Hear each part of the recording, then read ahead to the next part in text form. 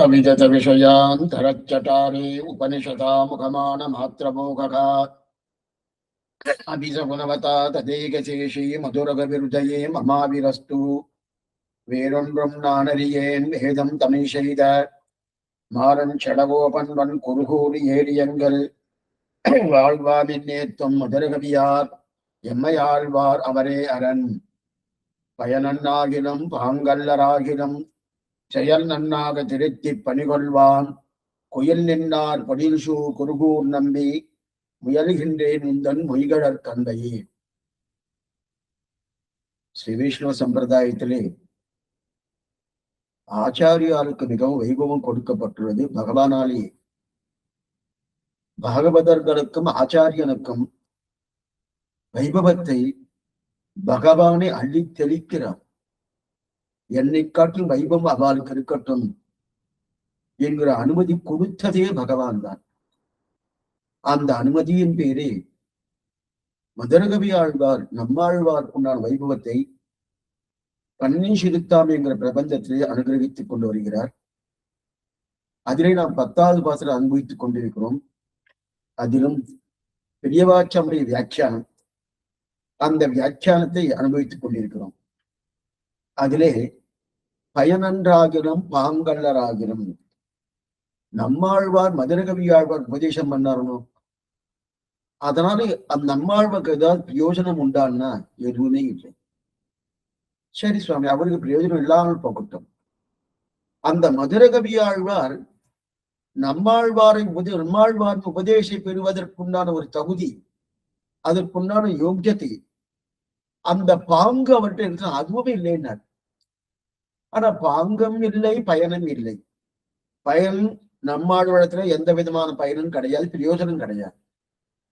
அதே நேரத்தில் பாங்கு என்று சொல்லக்கூடிய அந்த உபதேசத்தை பெற்றுக்கொள்ளக்கூடிய ஒரு தன்மையும் மதுரையில் கிடையாது. ஆனால் சகலம் ஆகுமான்னா செயல் நன்றாக திருத்தி பணிகொள்வார். அப்படிப்பட்ட அந்த உபதேசமானது நன்னா திருத்திருக்கார். அது எப்படி பாரு, செயல் திருத்தினான்னு சொல்ல, செயல் நன்றாக திருத்தி பணிகொள்வான். அது என்னமா சுவாமி சொல்ல முடியும்? அந்த மாதிரி இருக்காது. திட்டாந்தம் இருக்கான்னா குயில்களே பாடுகின்றன. ஆழ்வார் திருநெல் இருக்கக்கூடிய குயில்கள், குயில் நின்றார் பொடிஷு குருகூர் நம்பி, அந்த குயில்கள் ஒவ்வொரு குயில்களும் ஆழ்வார் சொல்ல சொல்ல சொல்ல திரும்ப சொல்றது. ஆழ்வார் எப்படி பாடுறாரோ அப்படி பாடிட்டு இருக்கு. குயில் நின்றார் பொடிஷூர் குருகூர் நம்பி, அப்படிப்பட்ட நம்பி சாமானியம் இல்லை, குருகூர் நம்பி, திருக்குருகூருக்கு நிர்வாகர். அப்படிப்பட்ட நம்பி இப்ப இவருக்கு எத்தனை உபகாரம் பண்ணியிருக்கார் நம்மாழ்வார். அந்த உபகாரத்துக்கு பிரத்யுபகாரம் பண்ணணும். அந்த பிரத்யுபகாரம் என்ன பண்ணலான்னு யோசனை பண்ணி பார்த்தா ஒண்ணுமே கிடைக்கல. என்ன பண்ணாலும் அது பிரத்யுபகாரம் ஆகல. அப்ப என்ன சொல்லலாம்? முயல்கின்றேன் முயல்கின்றேன் முயல்கின்றேன் உந்தன் மொய்கடற் கந்தையே, உன்னுடைய 2 திருவடி தாமரைகளை கைங்கரியம் பண்ணதுக்காக முயற்சிக்கிறேன் முயற்சிக்கிறேன் முயற்சி பண்ணுகிறேன் என்று இந்த பாசுரத்தை முடிக்கிறார். அதிலே நம்ம நேற்றைய காலக்ஷேபத்துல ஒரு விஷயம் தெரிவித்தார் பெரியவாச்சான் பிள்ளை. செயல் நன்றாக திருத்தி பணிகொள்வான் என்கிற சப்தத்திலே தீர்ந்த அடியவர் தம்மை திருத்தி பணிகொள்ள வல்ல ஆர்ந்த புகழ் அச்சுதனை அமர பிரானை அம்மானை. இந்த பாசுரத்திலே தீர்ந்த அடியவர், பிராபிய பிராபகம் இரண்டும் பகவானே என்று இருக்கக்கூடியவர்களுடைய அந்த அடியவர்களை திருத்தி பகவான் தன்னுடைய திருவடிக்கு சேர்த்து கொண்டு மேற்கொண்டு கைங்கத்தை பெற்றுக் கொள்கிறார் நேற்று பார்த்தோம். ஆனா அந்த மாதிரி பிராபிய பிராபகம் இல்லைன்னு வச்சுக்கோ. அப்பனா பகவான் தான் உபாயம், பகவான் தான் உபேயம் என்கிற தன்மை இல்லாமல், உபேயம் புருஷார்த்தம் பகவானுக்கு தான் கைங்கரியம். ஆனா அந்த கைங்கரியம் அந்த பகவானுடைய திருவடி அடைவதற்கு வழி என்னுடைய சாத்தியோபாயம், என்னுடைய முயற்சியார் கர்மயோகம் என்ன, ஞான யோகம் என்ன, பக்தி யோகம்னு ஏதோ ஒரு சாதனத்தை முன்னிட்டு கொண்டு பகவான் திருவடி அடைகிறேன்னு. அப்ப பிராப்தியம் பிராபகம் இரண்டும் ஒன்றா இல்லை. அப்ப கொஞ்சம் மாறி தோணும். மாறினபடியாலே அங்க என்ன பண்ணுவாங்க? திருத்தி பணிகொள்ள வல்ல அந்த தன்மையை பகவான் பண்ண மாட்டார். அதுக்குதான் நேற்று எக்ஸாம்பிள் ஒண்ணு பார்த்தோம். அப்ப ஏற்கனவே தீர்ந்து அடியவர் தானே சொன்னி அப்படின்னா பிராபிய பிராபகம் ரெண்டுமே பகவான் இருந்தா அவளை திருத்துறார். இப்ப அவளை திருத்துறதுன்னா என்ன சுவாமின்னா, அவளுக்கு பிராரப்த கர்மாங்கிற விரோதி இருக்கணும். தன் திருவடியை அடைவதற்கு அந்த பிராரப்த கர்மாங்கிற திருவடியை போக்கி கொடுக்கிறான் அப்படின்னு தெரிவித்தார். ஆனா எப்படி போக்கி கொடுக்கிறான்? பகவானையே உபாயமாக வைத்துக் கொண்டுதான் போக்கி கொடுக்கிறான். அவர் உபாயம் இல்ல, எத்தையோ நான் உபாயமாக பற்றி கொண்டு பகவானுக்கு கைங்கரியம் பண்ண வருகிறேன் என்கிற நிலையோடு வந்தால் அவனுடைய பிராரப்த கர்மை போக்கி கொடுப்பது கிடையாது. ஏன் கிடையாதுன்னா, தன் முயற்சியால் வந்துருக்கணும். எல்லாமே பகவானுடைய முயற்சியில் அனுகிரகம். அந்த அனுகிரகத்தால் இருந்தா பரவாயில்ல, தன் முயற்சி இதை பண்றது இல்லை. இப்ப இது எதுக்கு எடுத்துக்கோம்னா, அந்த மாதிரி ஆழ்வார் பார்ப்பது கிடையாது. ஆழ்வார் என்ன இல்லையே சுவாமி, பிராபிய பிராபகம் ஆழ்வார் திருவடியே என்கிற நிலையே மதுரை கவிக்கு இல்லை. ஏதோ இருந்தாலும் பயனன்றாயினும் பாங்கல்லராயினும் பயனும் இல்லை. எனக்கு கொடுப்பதனால் ஏதாவது பயன் அம்மாழ்வார் கொண்டா இல்லை. சரி, அவருடைய உபதேசம் பெறுவதற்குண்டான ஒரு நிலையாவது எங்கிட்ட இருக்கா? இல்ல சுவாமி நல்லா வாசிச்சிருக்கார் கொடுக்கலாம் அப்படின்னு சொல்ற அளவுக்கா தகுதி இருக்கான்னு அந்த தகுதியும் இல்லை. ஆனா என்ன பண்ணார்? பகவான் பண்ணா மாதிரி பண்ணல, செயல் நன்றாக திருத்தி பண்ணுவான் அப்படின்னு இப்ப பகவானை காட்டும் ஆழ்வாருக்கு உண்டான வைபவத்தை நேற்றிய காலச்சடம் பண்ணுவோம். அதற்கு மேற்கொண்டு குயில் நின்றார் பொழில்சு. குயில் நின்றார் பொழில்சுன்னா, சரி சுவாமி இந்த மாதிரி அனுகிரகம் பண்ணியிருக்காரு, இந்த மாதிரி யாருக்கா பண்ணியிருக்காருன்னா, குயில்கள் இருக்கே, குயில்களை தெரிஞ்சு ஆனந்தமா ஆழ்வாருடைய பாட்டை சொல்றது. என்னென்ன பாசுரங்கள் உண்டோ அந்தந்த பாசுரம் ஆழ்வார் சொல்றது. ஆழ்வார் எப்படின்னா, சம்ஸ்லேஷம் என்ன விஸ்லேஷம் என்ன, பகவானோடு சேர்ந்து பாடினா இவளும் சேர்ந்து பாடுறா. அப்பனா சேர்ந்து பாடக்கூடிய துவனியே வேறு, பிரிந்து பாடக்கூடிய துவனியே வேறு. தாய் பாசமா பாடினா ஒரு துவனியே வேறு, மகள் பாசனமா பாடினா துவனியே வேறு, தோழி பாசனமா பாடினா துவனியே வேறு. அந்தந்த நிலைக்கு தகுந்த ஆழ்வார் பாடுறாரோ அதே நிலையை கிளி எடுத்துக்கொண்டு எப்படி பாடுறாரோ அதே மாதிரி பாடுறார். அதுக்கு 2 எக்ஸாம்பிள் எடுத்தார், 2 பாசனம். காணவாரா என்றென்று கண்ணும் வாயும் துவந்து அடியன் நாடி நன்னாட்டன் இறங்கி ஒரு நாள் நீ அன்றோ. காணவாரா என்று விட்டு பிரிந்து கூப்பிடக்கூடிய ஒரு நிலை, அந்த நிலையை பாசனம் பாடுறோம். அத்தையும் அந்த குயில்கள் பாடுகிறது. இனியாவர் எனக்கு நிகர் அகழ்வானத்தை, எனக்கு சமமானவர் யாரும் கிடையாதுன்னு அந்த பகவானுடைய பூர்ணமாக சம்ஸ்லேஷத்துல இருந்து கொண்டு அப்படி அந்த ஆனந்தத்தோடு பாடுச்சு. குயிலும் அதே போல ஆனந்தத்துல பாடுறது. அப்ப இவர் எந்தெந்த நிலையில பாடுறாரோ அதை பாடுறதானோ அந்த பாடுறதுனால. ஏன்னா ஆழ்வார் எப்படி சொல்றாரோ அப்படியே பேசும். இந்த குயில் என்னன்னா அப்படியே திருப்பி சொல்லுது, மாத்தவே மாத்தாது. காணவாராயன்னு சொன்னா இதுவும் அதே சொல்லுது. அதே போல இது இனியாவர் நிகர் அகழ்வானத்தின்னு சொன்னா இந்த குயிலும் அதே சொல்லும். அப்பன்னா 300 சொல்ல பின்னூறு. நேற்றுக்கு இதை பார்த்தோம். 300 சொல்ல பின்னூறுனா முன்னாடி உயர் வர உயர் நலம் எவ்வளவு, பின்னாடி இவ சொல்ற குயில் சொல்றது உயர் வர உயர் நலம் அப்படின்னு தெரிவிக்கிறது. அப்ப இந்த நிலையில் இருக்கு இல்லையா, சாதாரண நமக்கெல்லாம் அப்படி இல்லை.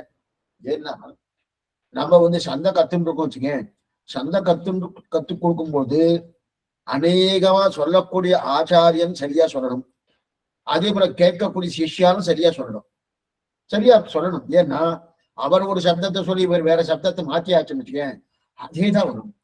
ஒருவேளை ஆச்சாரன் தவறு இழைத்தாலும் அந்த தவறு சிஷ்யனைத்தான் பாதிக்கும். அவரை ஆச்சாரன் தவறு இழைப்பதே கிடையாது. அதனால்தான் இந்த நிலையில புஸ்தகத்தை வைத்துக் கொள்ளக்கூடாதுன்னு சொல்லுவார் நம்ம பூர்வாச்சாரியன் சொல்லுவார். ஏன்னா இந்த மாதிரி சந்தை கத்துக்கும் போது அடைய புஸ்தகத்தை வச்சுட்டு இருக்கேன், ஆச்சாரன் புஸ்தகம் வச்சுட்டு இருக்கார். ஆச்சாரன் ஒரு சொன்னார், இதை சொல்லியிருக்காரு, முடிச்சோதியாய் உனது முகச்சோதி மலர்ந்ததுவோ சொன்னார். அடியன் திருப்பி சொல்லணும், முடிச்சோதியாய் உனது முகச்சோதி மலர்ந்ததுவோ திருப்பி சொல்லணுமோ. இப்ப அவர் அந்த சப்தத்தை சொல்றச்சே அடியன் புஸ்தகத்தை பாக்குறேன். 3ஆம் பத்து முதல் திருவாழ்வடி சொல்லியிருக்காரு ஆச்சாரியன். சரியாத்தான் சொல்லியிருக்காரா தப்பா சொல்லியிருக்காரா? அவரைதான் தப்பு பண்ணா சட்ட நம்ம சொல்லிடலாம், அப்புறம் நாம தப்பு பண்ணிட்டோம்னா ரொம்ப தப்பா போயிடுமேன்னு இந்த எண்ணமே சிஷ்யனுக்கு கூடாது.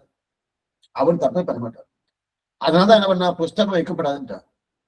அப்ப அவர் என்ன சொல்றாரோ திருப்பி சொல்லணும். ஆச்சாரம் தப்பு பண்ண மாட்டார், இந்த ஆச்சாரம் தப்பு பண்ண மாட்டார். நம்மாழ்வார் ஏதாவது சொல்றாரு, எனக்கு குயில தான் சொல்றது, நீ சரியா சொல்லியிருக்கே குயிலே, எப்படி சொல்லினா? எங்க ஆச்சாரன் வந்த மாதிரி, எங்க ஆச்சாரன் அதே மாதிரி கொடுத்திருக்காரு.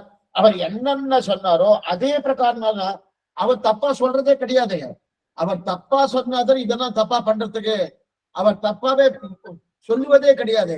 அதே போலதான் நானும் தப்பா பண்றது இல்லையே அப்படின்னு தெரிவிக்கிறான் இல்லையா? எதுக்கு சொல்ல வந்ததுன்னா, அந்த தப்பான தன்மை இவர் பண்றது இல்லை.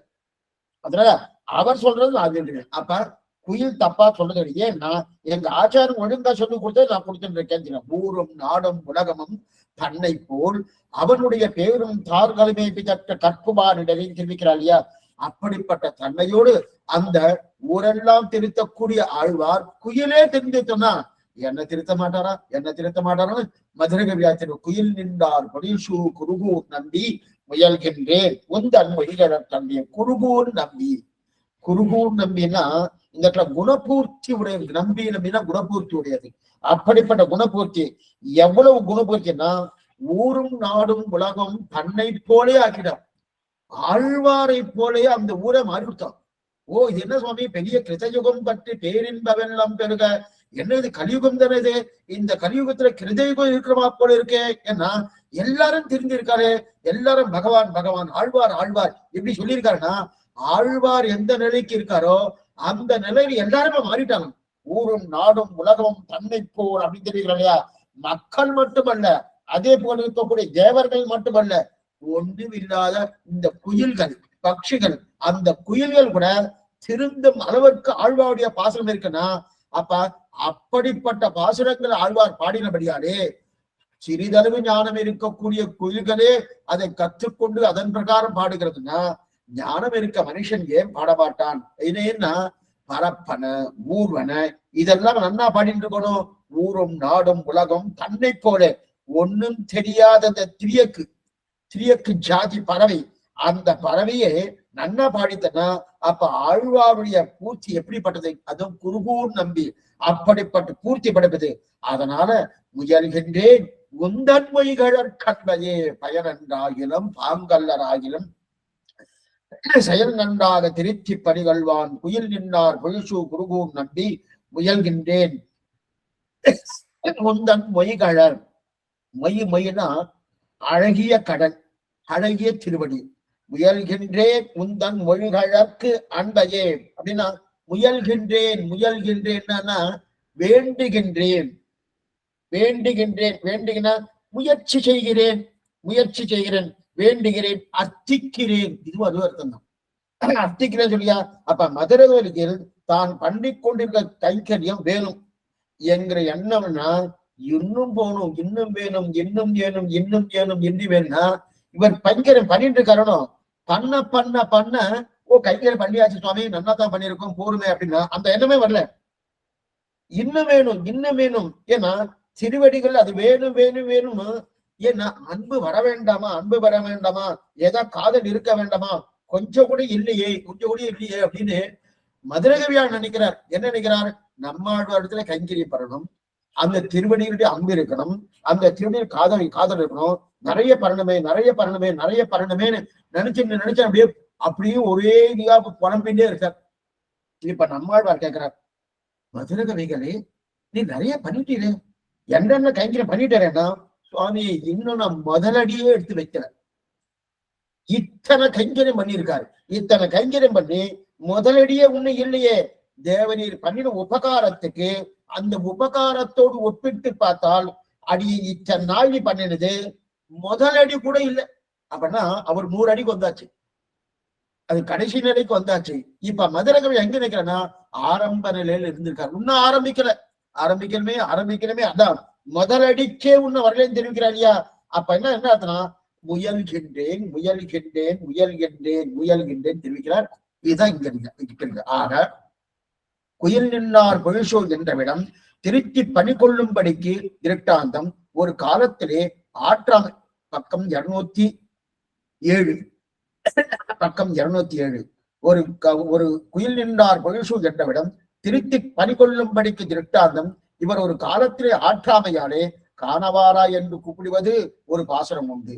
யாவன் நிகர் அகழ்வானத்து என்று கலித்து சொல்வது ஒரு பாசுரம் உண்டு. இவர் பாசுரத்தை கேட்ட குயில்களும் செவியேற்றாலே இப்பாசுரத்தை சொல்லும். ஆக இரண்டு பாசுரத்துக்கும் குயில்களாய்த்து பயிற்றன குறுகூர் நம்பி ஊரும் நாடும் உலகமும் தன்னை போர் என்று சேதன அளவின்றிக்கே திரியக்கு கலவும் ஏறும்படி ஆயித்து ஆழ்வாருடைய பூர்த்தி இருப்பது. இதுவரைக்கும் பார்த்துட்டோம். முயல்கின்றேன் உந்தன் மொழிகளற்கன்பையே, உன்னுடைய சாத்தியமான திருவடிகளுக்கு அன்பையே முயல்கின்றேன். அர்ச்சியான் என்றேன் செய்கிற அடிமையில் பரியாப்தி பெறாமையாலே ஒரு நிமிஷம் திருவடிகளிலே எனக்கு அபினிவேசம் வேணும் என்று அர்த்திக்கிறார். என்னை தீமனம் கிடைத்தால் என் செய்கேன் என்று ஆழ்வார் தாம் அவ்விஷயத்திலே தடுமாறினா போலே ஆழ்வார் படின உபகாரத்துக்கு பெற்றுபகாரம் காணாமையாலே தடுமாறுகிறார். இதோடு பூர்த்தி பண்றார் பெரியவாச்சந்திரன். அதாவது என்னை தீமனம் கிடைத்தாய் மருவித்தொழும் மனமே தந்தாய் தெரிவிக்கிறார். அப்பனா 2ஆம் 10 7ஆம் திருவாய்மொழி 8வது பாசனம். என்னை தீமனம் கிடைத்தாய் மருவித்தொழும் மனமே தந்தாய். இந்த தீய மனத்தை கெடுத்து நல்ல மனத்தை ஆக்கி வைத்ததே நீதான் கொடுத்து. இது நம்மாழ்வார் பகவான் விஷயத்த சொல்றாரு. இது உடனே கணினி சுத்தாமல் எங்க இருக்குன்னு பார்க்கப்படாது இந்த பாசனம். அதனாலதான் 2ஆம் 10 7ஆம் திருவாய்மொழி 8வது பாசனம். என்னை தீமனம் கிடைத்தாய் இல்லையா, அந்த தீய மனத்தோடு இருக்கக்கூடிய என்னை நல்ல மனதா ஆக்கி ஆக்கள் மதல நீ வந்து என்னுடைய மனசுக்குள்ளே வந்து அமர்ந்தாயேனோ உனக்கு அடியே என்ன பிரத்யுபகாரம் பண்ண போறேன். என தீய மனம் கெடுத்தது மட்டுமல்ல, இந்த தீய மனம் கெடுத்து விட்டாச்சுன்னா ஆயிடுச்சு சுவாமி, இனிமே தீமை கிடையாது, நீ போயிட்டு வரோம் அப்படின்னு சொல்லாம அந்த மனசுக்குள்ளே மறுபடியும் நல்லதை உருவாக்கி மேற்கொண்டு அந்த மனசுக்குள்ளே தேவரை வந்து அமர்ந்து இருந்ததனோ இப்படிப்பட்ட உபகாரம் பண்ணிடணும். அந்த உபகாரத்துக்கு பிரத்யுபகாரம் என்ன பண்ண போறேன் அப்படின்னா 2ஆம் 10 ஆழ்வார் எப்படி தருமாறினாரோ, இது யாரு ஆழ்வார் நம்மாழ்வார் பகவான் விஷயத்துல தருமாறார். என்னை தீமனம் கெடுத்தாய் மருவிக்கொடும் மனமே தந்தாய். இதெல்லாம் பகவான் நீதன பண்ண அப்படிப்பட்ட பண்ண என்னுடைய மனசுக்குள்ளே வந்து பூந்தாயோனோ, இதுக்கு நான் என்ன பிரத்யுபகாரம் பண்ண போறேன், என்ன பிரத்யுபகாரம் தடுமாறினாரோ. அதே போல இப்ப பகவத் விஷயத்துல தடிமாடினார் ஆழ்வார். அந்த ஆழ்வார் பண்ணின இப்ப பகவான் பண்ணும் உபகாரத்துக்கு பிரத்யுபகாரம் பண்ண முடியலையே என்று நம்மாழ்வார் தடுமாடுறார். என்னை தீமனம் கிடைத்தால் மருவித்தனம் மனவே தந்தால் அவரு தடுமாடுறார். அதே போல இப்ப நம்மாழ்வார் பண்ண உபகாரத்துக்கு பிரத்யுபகாரம் காண்ப மதுரகவியா சொல்றாரு. பிரத்யுபகாரம் காணாமையாலே இங்கு தடுமாறுறது. ஏன்னா அங்கு பெருமாள் பண்ண உபகாரத்துக்கு பிரத்யுபகாரம் இல்லையேன்னு நம்மாழ்வார் என் செய்கேன் தடுமாறுறார். ஆனா இங்க நம்மாழ்வார் பண்ணின உபகாரத்துக்கு பிரத்யுபகாரம் இல்லையே அப்படி என்ன பண்றார், முயல்கின்றேன் என்று பிரார்த்தித்து தடுமாறுகிறார். இந்த இடத்துல ஒரு விஷயம் சொல்லணும், பின்னாடி வரிசையும் சொல்றேன், இப்பயும் சொல்லிடுறேன். ஆச்சாரியனை கைங்கரியம் பண்ணி என்னமா பண்ண என்ன மாதிரி யாரு பண்ணுவா, இந்த எண்ணமே வரப்படாது. ஏன் சுவாமி பண்ணிருக்கேன் பண்ணிட்டு தானே சொல்லிட்டு இருக்கேன். எத்தனை பண்ணாலும் அவர் பண்ண உபகாரத்துக்கு பிரத்யுபகாரம் ஆகாது. நேத்திக்கே பார்த்துட்டோம். ஏன்னா பிரத்யுபகாரம் ஆகுன்னா அவர் பெருமாள் பிராட்டி 2 பேரும் கொடுத்துருக்கார், அவர் தான் கொடுத்தார். இப்ப நமக்கு பிரத்யுபகாரம் பண்ணணும்னா அதே பெருமாள் பிராட்டி கொடுக்கணும். நாம என்ன பண்ணுவோம், அதிகபட்சம் நம்ம வேணா சமர்ப்பிக்கலாம். சுவாமி அடியேனே தேவனுடையது, இந்த சொத்தே தேவனுடைய சொத்து, அது சொல்லலாம். அது வருதே தெரியல, அது வச்சுக்கோ உண்டுன்னு வச்சுக்க. அப்படம் ஒருத்தரை தான் கொடுத்துருக்கேன் 2 பேரும் கொடுக்கணுமோ, அவர் 2 பேரும் கொடுத்துருக்காரு. அப்ப உபகாரம் இருக்கு, பிரத்யுபகாரம் இருக்கா? எத்தனை கோடியா கொடுத்தாலும் அந்த ஆச்சாரம் பண்ண உபகாரத்துக்கு ஆச்சாரம் செய்த உபகாரமானவது தூய்தாக நெஞ்சிதனில் தோன்றினேன் தேசாந்தரத்தில் இருத்த மனந்தான் பொருந்த மாட்டாது இருத்தருடையே தரியோபியாம். உபதேச ரத்தினமான ஒரு கிரந்தம் இருக்கு, ஆச்சரியமான கிரந்தம். எல்லாமே சொல்லணும் தான் ஆசை. ஆனா இன்னைக்கு இருக்கக்கூடிய இந்த திருவாய்மொழி எத்தனை வருஷங்கள் போகும்னு தெரியாது. இதெல்லாம் முடிஞ்சாதான் ஒரு பக்கம் திருவாய்மொழி போயிட்டு திருவாய்மொழி ஆகணும், இன்னொரு பக்கம் ராமானுஜன் அதே மாதிரி ஆகணும். இதெல்லாம் முடிஞ்சாதான் உபதேச நாளைக்கு. எதுக்கு சொல்ல வந்தாங்க, அப்படியே ஆச்சரியமான கிரந்தம். ஸ்ரீவச்சன பூஷணம் திவ்ய சாஸ்திரத்தை அப்படியே கரைச்சு வச்சிருக்கார் 18 பாசனங்களால. இதுக்கு சொல்ல வந்தேன்னா, அப்ப ஆச்சாரம் பண்ண உபகாரத்துக்கு பிரத்யுபகாரம் இல்லை, முயல்கின்றேன் முயல்கிறேன் தெரிவிக்கிறார். இதோடு பெரியவாச்சான்படிய வியாக்கியானம் முற்று பெற்றது. இப்ப அடுத்தது நஞ்சீருடைய வியாக்கியானம். நம்ம எப்பவுமே முதல்ல பெரியவாச்சன்களை வியாக்கியானம், அடுத்து நஞ்சீருடைய வியாக்கியானம், அடுத்து அழகிய மணவாள பெருமானுடைய வியாக்கியானம். இதுல 4 மொத்தமா 5 வியாக்கியானம். தம்பிரான் படையில் ஒரு வியாக்கியானம், அது முதல் பாசுரத்துல முடிஞ்சிட்டு, அதுக்கப்புறம் அது கிடைக்கல. அதுக்கப்புறம் நஞ்சீயர், நம்பிள்ளை, பெரியவாச்சான் பிள்ளை, அதுக்கு அடுத்தபடியாக அழகிய மணவாள பெருமான் நாயனார். இந்த 4 வியாக்கியானங்கள் உண்டு. ஆனா நாம 3 வியாக்கியானம் தான் பண்றோம், பாக்குறோம். ஏன் சுவாமி நம்பிள்ள வியாக்கியானம் பாக்குறதே இல்லையா சொன்னேன். அநேகமா பெரியவாச்சான் வியாக்கியானம் நம்பிள்ள வியாக்கியானம் 2 ஒன்னாதான். ஏன்னா நம்பிள்ளைட்டு தானே பெரியவாச்சானுடைய சிஷியரா இருந்து கத்துட்டாரு. அப்ப அவருடைய விஷயம் தான் இங்க வந்திருக்கும்.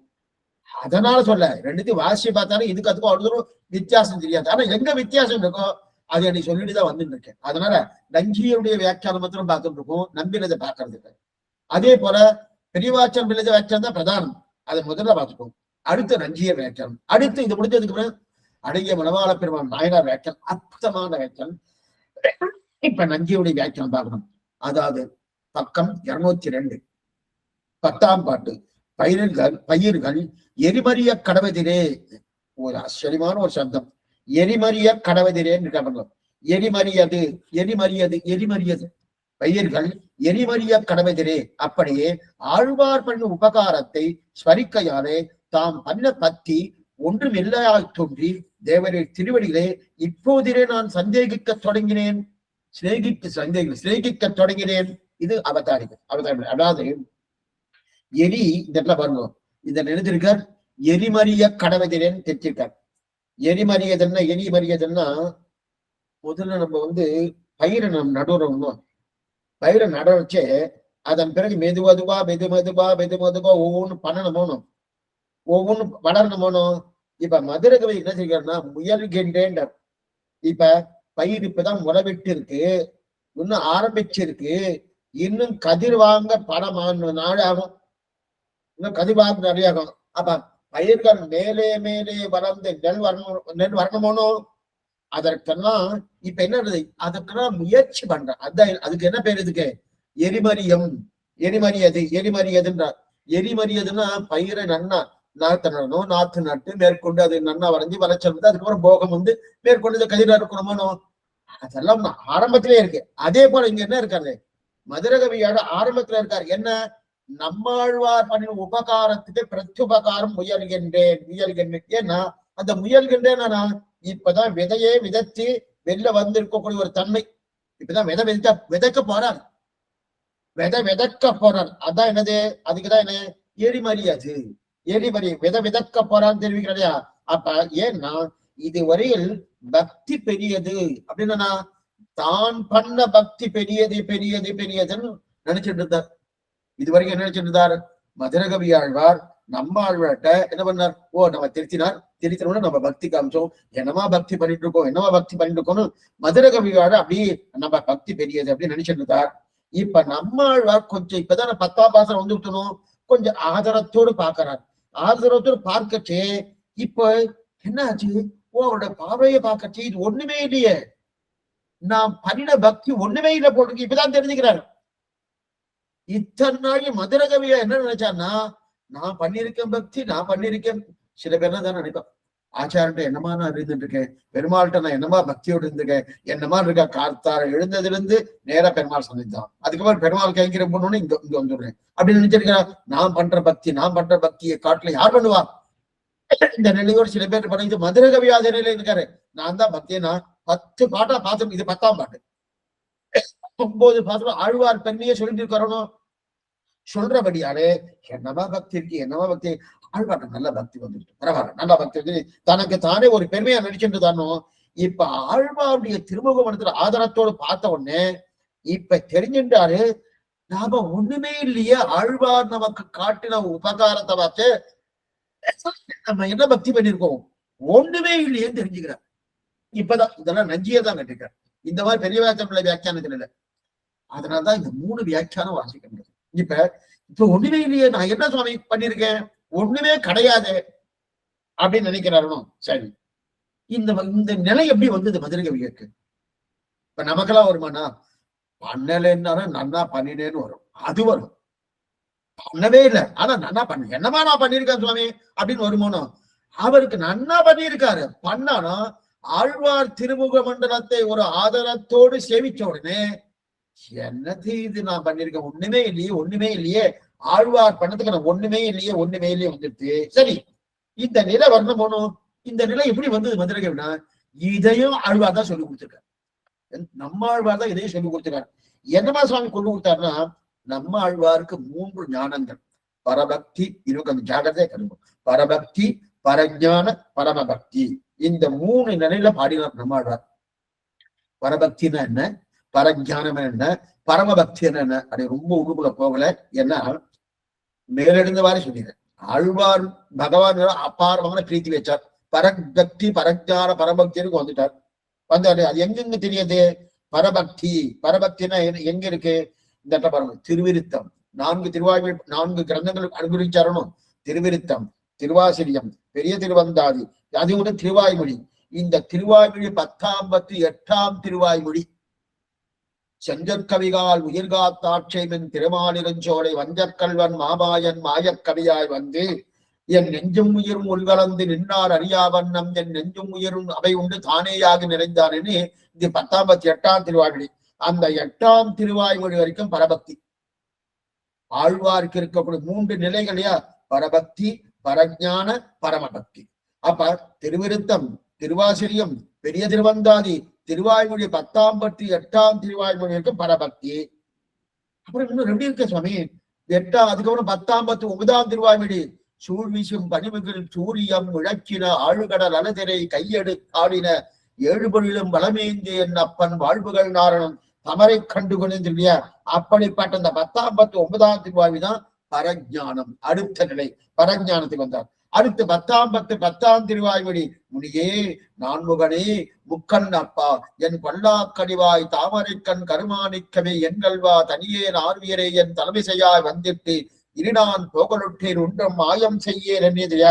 அந்த நிலைக்கு வந்துட்டு பரமபக்தி வந்துட்டு அப்படி முடிந்த நிலை பரமபக்தி வந்துட்டியா? அப்ப இது முடி வந்துட்டு அப்படின்னா என்னன்னா, இப்படிப்பட்ட இந்த இதுதான் மணவாளமாம் தெரிவிக்கிறார். நனியாம் பரமபக்தியால் நைந்து பங்கயத்தால் கோனை ஒருமையிட்டு சேர்ந்தான் உயர்ந்து எந்திர அவாவரச்சு அரிய அரணை அலற்றி. இது ஆழ்வார் பாசனம்.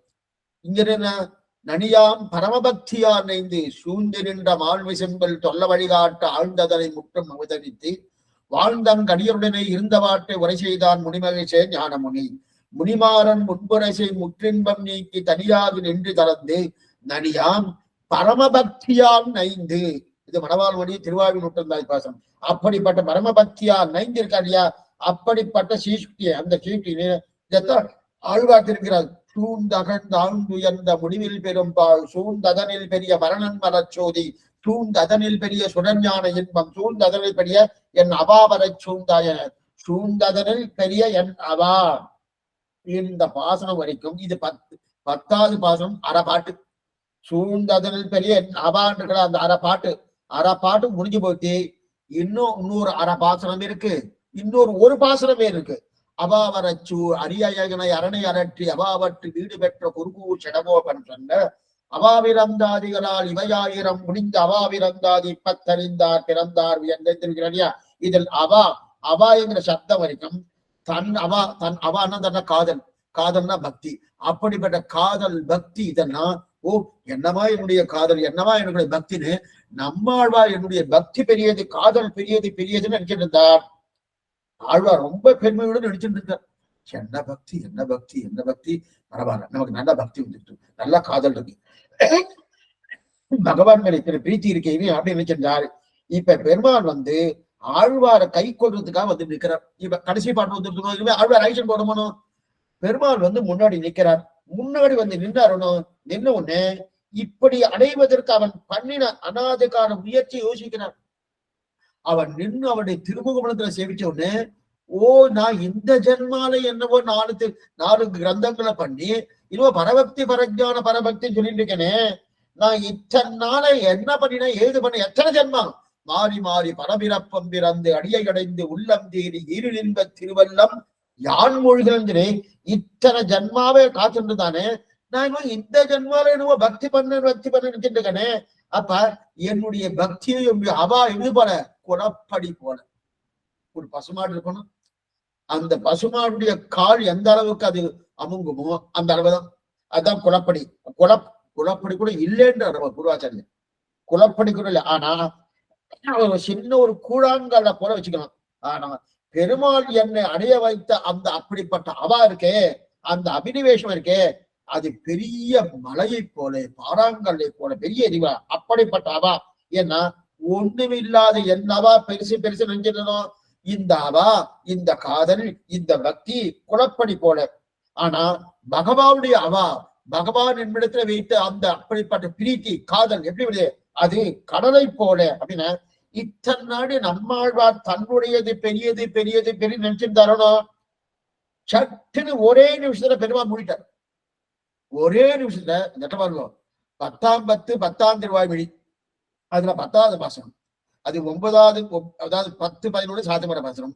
9வது பாசனம் தான் முதல் தனிவித்தாதிகள். அதுக்கப்புறம் என்னது, அதுக்கப்புறம் சூழ்ந்த கண்டாம் என்ற முடிவில் பெரும்பால், சூழ்ந்ததனில் பெரிய மரணன்மன சோதி, சூழ்ந்ததனில் பெரிய சுடர்ஞான இன்பம், சூழ்ந்ததனில் பெரிய அவா அற சூழ்ந்தாய. அந்த பாசனம் வரைச்சதான் இப்பதான் இருக்கணும். என்னுடைய அவா ஒண்ணுமே இல்லையே. அவர் ஒரு நிமிஷத்துல முடிச்சுட்டார். பகவான் பார்த்து அழ்வேல் இத்தனை அபாவா முக்க இருக்கு அப்படின்னு இப்ப என்ன ஆயிடுச்சுன்னா, இந்த அபாவர சூழ்ந்தாய்னா திருவிருத்தன் 100 பாசுரங்கள், திருவாசிரம் 7 பாசுரங்கள், பெரிய திருவந்தாதி 87 பாசுரங்கள், திருவாய்மொழி 1102 பாசுரங்கள் இருக்கணும். அதுல 1110 அரை 111 வச்சுக்கணும். 111 வச்சுட்டு அதுக்கப்புறம் கடைசி பாசுரத்துனா இவருடைய அவா ஒண்ணுமே இல்லை. அப்பனா இந்த இது வரைக்கும் வந்தது இது தராசு ஒரு தட்டு. இப்ப திருவிருத்தம், திருவாசிரியம், பெரிய திருவந்தாதி, திருவாய்மொழி 10ஆம் 10 திருவாய்மொழியில 11வது பாசனத்துக்கு முன்னாடி 10வது பாசனம் வரைக்கும் ஒரு தராசுல ஒரு தட்டு. அந்த பாசனத்தின் கடைசியில அவார சூழ்ந்தாய் என்று இல்லையா, அது ஒரு தட்டு. என்ன சுவாமின்னா, பெருமாள் ஆழ்வாடு அவாவை அறுத்தான் இல்லையா, அந்த அவா அவரை சூழ் அப்படின்னு அறுத்தானும். அப்ப இத்தனை அப்பனா என்ன ஆயிடுச்சுன்னா, இத்தனை 16 முதல்ல ஆழ்வார் அவதாரம் பண்ணார். அதுக்கப்புறம் 16 வருஷங்கள் இருந்தார். அதுக்கப்புறம் 16 வருஷம் பாடினாரணும். இத்தனை வருஷங்கள் ஆழ்வாருடைய அவாவை நல்லா வளர்த்தார். வளர்த்து அந்த ஆழ்வாருடைய அவாவை ஒண்ணுமில்லாதபடி பகவான் தன்னுடைய அவாவை நல்லா பண்ணிட்டார், ஆக்கினானும். இது நம்ம ஆழ்வாரத்தை இதை கத்துண்டார். யாரு? மதுரகவியாளர். நம்ம ஆழ்வார், நம்ம ஆச்சாரி இப்படிதான் பண்ணாருன்னு அப்ப அவருக்கு 4 பிரபந்தம் தேவைப்பட்டது. ஏன்னா அது பகவான் விஷயம். பகவான் விஷயம்னா ரொம்ப நாழியாகும். திருவிருத்தம் என்ன, திருவாசகம் என்ன, பெரிய திருவந்தாதி என்ன, திருவாழ்மொழி 10ஆம் 10 வரைக்கும் வந்துட்டோம். ஆனா இங்க மதுரகவியாருக்கு அதே அவா இருந்தது. எப்படி நம்ம ஆழ்வாருக்கு பகவான் மேல எப்படி அவா இருந்ததோ அதே அவா மதுரகவியாருக்கு நம்ம அதே அவா இருந்தது. ஆனா இத்தனை பாசனங்களை வெறும் 10 பாசனம் 10 பாசனம் பத்தி இருந்தது. இருந்த உடனே அந்த 10 பாசனம் தன்னுடைய அவா அப்படின்னு நினைச்ச உடனே 10ஆம் பாட்டின் முடிவில நம்மாழ்வார் அப்படிப்பட்ட அவா அறச்சூழ்ந்தாய எப்படி பகவான் நம்மாழ்வாருடைய அவாவை அறச்சூழ்ந்தாரோ அதே போல இங்க மதுரகவி ஆழ்வாருடைய அவாவை நம்மாழ்வை அறச்சூழ்ந்தார். ஏன்னா ஆழ்வார் விஷயம், பெருமாள் விஷயம் எப்படி ஆழ்வார் விஷயத்திலே நம்மாள் அப்படித்தான் தனக்கு பண்ணினான்னு சொல்லி கொடுத்தாரோ என்பார்போ. ஆழ்வார் என்னாச்சு, பகவான் நம்மாழ்வார் விஷயத்தை எப்படி பண்ணினாரோ அதே போல இங்க தினை. ஆனா இங்க என்ன ஆயிடுச்சுன்னா, உபதேசத்துக்கு தகுதியே இல்லை, கேட்டுக்கொள்ள போவதில்லையே, வேணும் பெருமாள் பேர் பாருங்க. பெருமாள் பேர்ல ஒரு குத்துறாரு. என்ன குத்துறாருன்னா, பகவான் என்ன பண்ணுவார்னா, இவர் அனுசந்தே என்று நமக்கு பத்தியமா இல்லை. பட் நம்ம கிட்டக்க போயிருக்கோம். பகவான் இப்ப புரியத்துக்காக சொல்றேன். இப்ப யாரோ ஒருத்தர் புதுசா வந்திருக்கா வச்சுக்க, சம்பிரதாயத்துக்கு வந்தாருன்னா அவள் நல்லதனமா வச்சுட்டு அவளுக்கு என்னென்ன தேவையோ அதெல்லாம் பண்ணி அவளுக்கு இந்த சம்பிரதாயத்துல செமை இல்லாம பார்த்தோம்னா அதுல உங்களுக்கு ஊற்றம் வரணும். எத்தனை சிரமங்கள் கொடுக்கணும் கொடுப்பார்.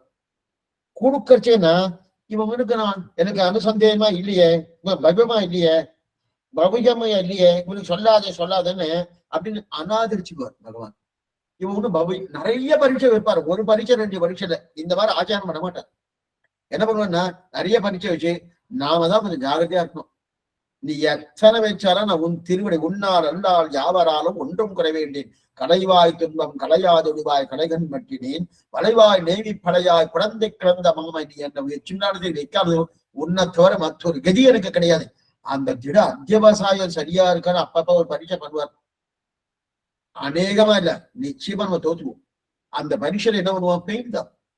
என்ன சுவாமி அது வைக்காமே இருந்துடாமனா அது பண்ண மாட்டேன், அது மாதிரி வச்சிருந்தா இருப்பார். இவன் நன்னா இல்ல தள்ளிடும், நன்னா இல்ல தள்ளி சொல்லியா, தள்ளி சொல்லியா, அப்ப தள்ளிடணும். இந்த மாதிரி பண்ணுவாரா சுவாமி? சரி சுவாமி நீங்க சொல்லிட்டு இருக்க, என்னவோ ஆழ்வார் வைபம் கொடுக்கறதுக்கு இந்த மாதிரி பண்ணுவாரான்னா பண்ணி இருக்காரு. யாருக்கு சுவாமி பண்ணி இருக்காரு? அர்ஜுனுக்கு நன்னா உபதேசம் பண்ணணும். தர்மக்ஷேத்ரே குருக்ஷேத்ரே சமவேதா யூத்சவகா மாமகா பாண்டவா சைவ கிபகுர்வத சஞ்சயன் கீதாரு 700 ஸ்லோகம் கூட கொடுத்தானோ. கொடுத்ததுக்கு அப்புறம் அதுக்கு நன்னா உபதேசம். கடைசியில என்ன பண்றோம்னா, அர்ஜுனா நீ என்ன பண்ற, அபத்ரனுக்கு சொல்லாதே, அதபஸ்தனுக்கு சொல்லாதே, பொறாமை இருக்கிறவனுக்கு சொல்லாதேன்னு அவனுக்கு நல்லா உபதேசம் பண்ணிட்டு, நீ ஊரெல்லாம் பருப்பு என் திசையும் அரியம்பிகன் ஒன்றமை ஷடகோபனருளையும் சொல்ற மாதிரி அந்த மாதிரி சொல்லிருக்கணுமானோ. சொல்லாதே, அதபஸ்தனுக்கு சொல்லாதே, அபத்தியனுக்கு சொல்லாதே, பொறாமை இருக்கணும் சொல்லாதேன்ற நல்ல கண்ணு. என்ன சுவாமி இவ்வளவு தூரம் உபதேசம் சொல்லாதேன்னா யாருக்கு சொல்லாதேன்னு என்னென்ன அதிகாரிய வெட்டணுமே வெட்டி இருக்காரனோ. அதனால்தான் இப்படி சொல்றவரு. ஆனா இப்படி சொல்றவர் நம்மாழ்வார் கிடையாது. அவர் என்ன பண்ணுவாருன்னா அதபஸ்தனுக்கு சொல்லாதே பின்னாரு என்னன்னா அவன் அநாஸ்திகன் வராதேன்னு தள்ளி விட்டு வரணும். நாஸ்திகன் கிட்டக்க வராத போப்பன். ஆனா இவர ஆழ்வார் பண்ண மாட்டாரு. எங்க பண்ண மாட்டோம்னா பயனன்றாகினும் பாங்கல்லராகினும் செயல் நன்றாக திருச்சி பணிகொள்ளான்னு சொல்லியிருக்காருனோ. பயனே இல்லை. மதுரகவியால் சொன்னபடியால ஏதாவது பிரயோஜனம் இருக்கா? இல்ல. சரி மதுரகவியாக்களுக்காவது ஏதாவது அதிகாரம் இருக்கா? இல்ல. இருந்தாலும் சொன்னாரோனோ. இதே இந்த மதுரகவி ஸ்தானத்துல மதுரகவியே இருக்கட்டும், நம்மாழ்வார் ஸ்தானத்துல பகவான் இருக்கட்டும், சொல்லுவாருன்னு சொல்ல மாட்டாரு. எப்படி சொல்றேன், அர்ஜுனன் சொல்லியிருக்காரு, இவாளுக்கு சொல்லாதே, அவளுக்கு சொல்லாதே. அவன் என்ன சொல்லிருக்கான், அவ அப்படி இருக்கானா அவளுக்கு திருத்திட்டு சொல்லு. சொல்லணுமா வேண்டாம்? நம்ம அதுதான் பண்ணணும். யாரோ ஒருத்தர் வந்தாருன்னு வச்சுங்க, அது என்னவா செப்பதை பண்றேன் சாக்காத, தள்ளப்படாது, திருத்தணும். செயல் நன்றாக திருத்தியால் நாம் எப்ப ஆழ்வார் திருவடி சம்பந்தமோ, பகவான் திருவடி சம்பந்தமோ ஆழ்வார் திருவடி சம்பந்தம். பகவான் திருவடி சம்பந்தம்னா சரீரனை தழுவோம். இங்க சரியில்லைன்னாலும் சரி பண்ணி எடுத்துக்கிறோம் இல்லையா? இதான் ஆழ்வாருக்கு உண்டான தன்மை இருக்கு இல்லையா? அதான் என்ன பண்றாரு, ஆழ்வார் ஆயிட்டே. அப்ப இவன் எந்த நிலைக்கு இவன் நம்மவன் சுவாமி, இவன் தீயவனா இருந்தாலும் கைவிடுவது கிடையாது. ஆனா பகவான் பர தீயவனா கைவிட்டுவாரு. தீயவரை நல்லவராக்கி திருத்தி ஆழ்வார் நன்றாக திருத்தி பணி கொள்வாடியா, திருத்தராடியா. சரி இப்படி எது நமக்கு எல்லாமே தெரியாது. இப்ப யார் சுவாமி உயர்த்தி, ஆழ்வார் உயர்த்தியா பகவான் உயர்த்தியா? என்ன சுவாமி இந்த வாரம் சொல்லிட்டு ஆழ்வார் உயர்த்தியா பகவான் உயர்த்தியா கேட்டேன்னா ஆழ்வார் தான் உயர்த்தி சொல்லுவோம். ஏன்னா தீயவனா தான் தள்ளு, நல்லவனா தான் ஏத்துக்கோ. நல்லவனா ஏத்துக்கணும். எதுக்கு? அது அவரே பண்ணி போறார். அவர் தீயவரை நல்லவராக்கத்தான் ஆச்சாரியனுடைய நிலை, பகவானுடைய நிலை. அதை விட்டுட்டு நல்லவனா இருக்கான்னா, நல்லவனா இருந்தா அவனே தம்பாட்டை தானே பார்த்துப்பாங்க. அவன் தான் நல்லவனாச்சு சுவாமி. தம்பாட்டை இன்னைக்கு இதுன்னா விகடகர்ணன் அப்படின்னு சொல்றாள் பண்ணும், ஒண்ணுமே பண்ண முடியல. அவன் கையெல்லாம் சரியா இல்ல. அவளுக்கு தான் என்ன வேணும் பார்க்கணும். நல்லா உழைச்சி சம்பாதிக்கக்கூடிய ஒரு நிலை இருக்குன்னா அவள்கிட்ட போய் எதா பண்ணுமா கேட்டானா பிரயோஜனமே இல்லை. எழுதி போய் முடியல. அவளா ஒண்ணும் பண்ண முடியாது. அந்த நிலையில இருக்கச்சேதே டிசபிலிட்டி இருக்கான்னு பாருங்க. அந்த மாதிரி இருக்கு. அவளுக்கு என்ன பண்ணுவோம். அதே போல திருத்தி பணி கொள்வான். அதனால இது ஆச்சாருடைய கருணை. ஏன்னா சிஷ்யன் நன்னா தவற பண்ணா கூட திருத்தி ஆச்சாரன்னு அந்த திருத்தி தன்னோட திருவிழிகளை சேர்த்துக்கணும். எந்த தவறு பண்ணாலும் திருவிழை சேர்த்துக்கணும். இப்ப இந்த வார்த்தை சொன்னதுக்காக அதற்குன்னு சிஷ்யன் தப்பு பண்ணணும்னு அர்த்தம் இல்லை. இதுன்னா என்ன சொன்னா உடனே அதுக்கு ஒரு நெகட்டிவ் பாயிண்ட் எடுத்துக்குவான். அர்த்தம் இல்லை, அந்த மாதிரி சொல்ல வரல. ஏன்னா தவறிழைத்தாரம் ஆச்சாரியன் திருத்து கொண்டு அதை எடுத்துக்கொள்வான் ஆச்சாரன். அதனால்தான் பெருமாள் கைவிட்ட ஆழ்வாரை, மதுரகவி ஆழ்வாரை ஆழ்வார் கை கொண்டார் அப்படின்னு. நாம எந்த நிலையில் இருக்குமோ அந்த நிலையில் போய் இறங்கி வந்து ஆழ்வார் திருத்துறோம். இதுதான் முக்கியம். இப்ப வியாக்கியானம் 12 ஆரம்பித்தாது. அனுசந்தேராகினம் அபத்தியரை ஆகினம் எம்பெருமானண்டு அனாசிரிதரண்டு கைவிடுகைக்கு வரணும். கைவிடுகைக்கும் அவிதேயரண்டு நெரிசைக்கும் செயலன்றாக நின்ற நிலையிலே துர்வர்தரையும் சவிருத்தராக்கிக் கொள்ளுவார் ஆழ்வார் என்றோ. பகவத் விஷயம் போலே அதிகாரம் பார்த்து புகையின்றி நின்ற நிலையிலே புகழாம்படி ஆழ்வாடு இருக்குது. இவர் பகவான போல இல்லை. என்ன அவனுக்கு அதிகாரம் இருக்கு. அதிகாரம் உண்டேல் அரங்கர் இறங்காரோ, அதிகாரம் இல்லாதார் கொண்டு எதிராதான் நீ இறங்க வேண்டுவது. ஆர்த்தி பிரபந்தத்துல மனவாளமான் பிரார்த்திக்கிறான். அவர் அதிகாரம் தான் இருக்காரு. அதிகாரம் எனக்கு அந்த யோகியதானே இருக்கு வச்சுக்க, அவர் பண்ணுவார். அந்த யோகியத்தையே இல்லைன்னு வச்சுக்க, அப்ப அவர் யார் பண்ணுவா? எதிராது நீ இறங்க வேண்டியன்னு தெரிவிக்கிறாரியா.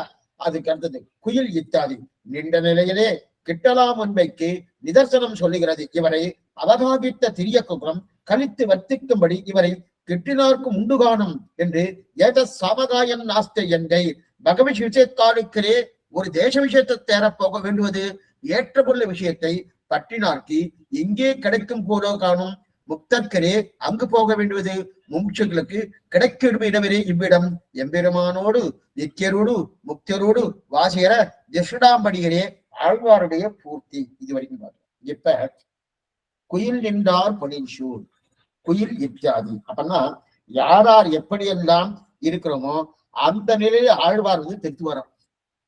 இல்ல சுவாமி, ஆழ்வார்ட்ட போகணும். அப்ப அந்த ஆழ்வார்ட்ட போகிறதுக்கு உண்டான ஏதோ ஒரு தகுதி நம்ம பெற்றுக்கணும். அந்த தகுதி பெற்றுன்னு போலாமான்னா நின்ற நிலையிலே அதைத்தான் அடிக்கடி சொல்லிருக்க. நாம எப்படி இருக்குமோ அப்படியே ஆழ்வார்ட்ட போயிடலாம். சுவாமி ரொம்ப நீச்சலா இருக்கேன் சுவாமி, ரொம்ப மோசமா இருக்கேன், நான் லவனாவெல்லாம் இல்லை, இருக்கட்டுமே ஒண்ணு நல்ல. ஆனா ஆழ்வார் திருவிடி ஆனதுக்கு அப்புறம் அந்த நிலை வரப்படாது, கிட்டக்கவே வரப்படாது.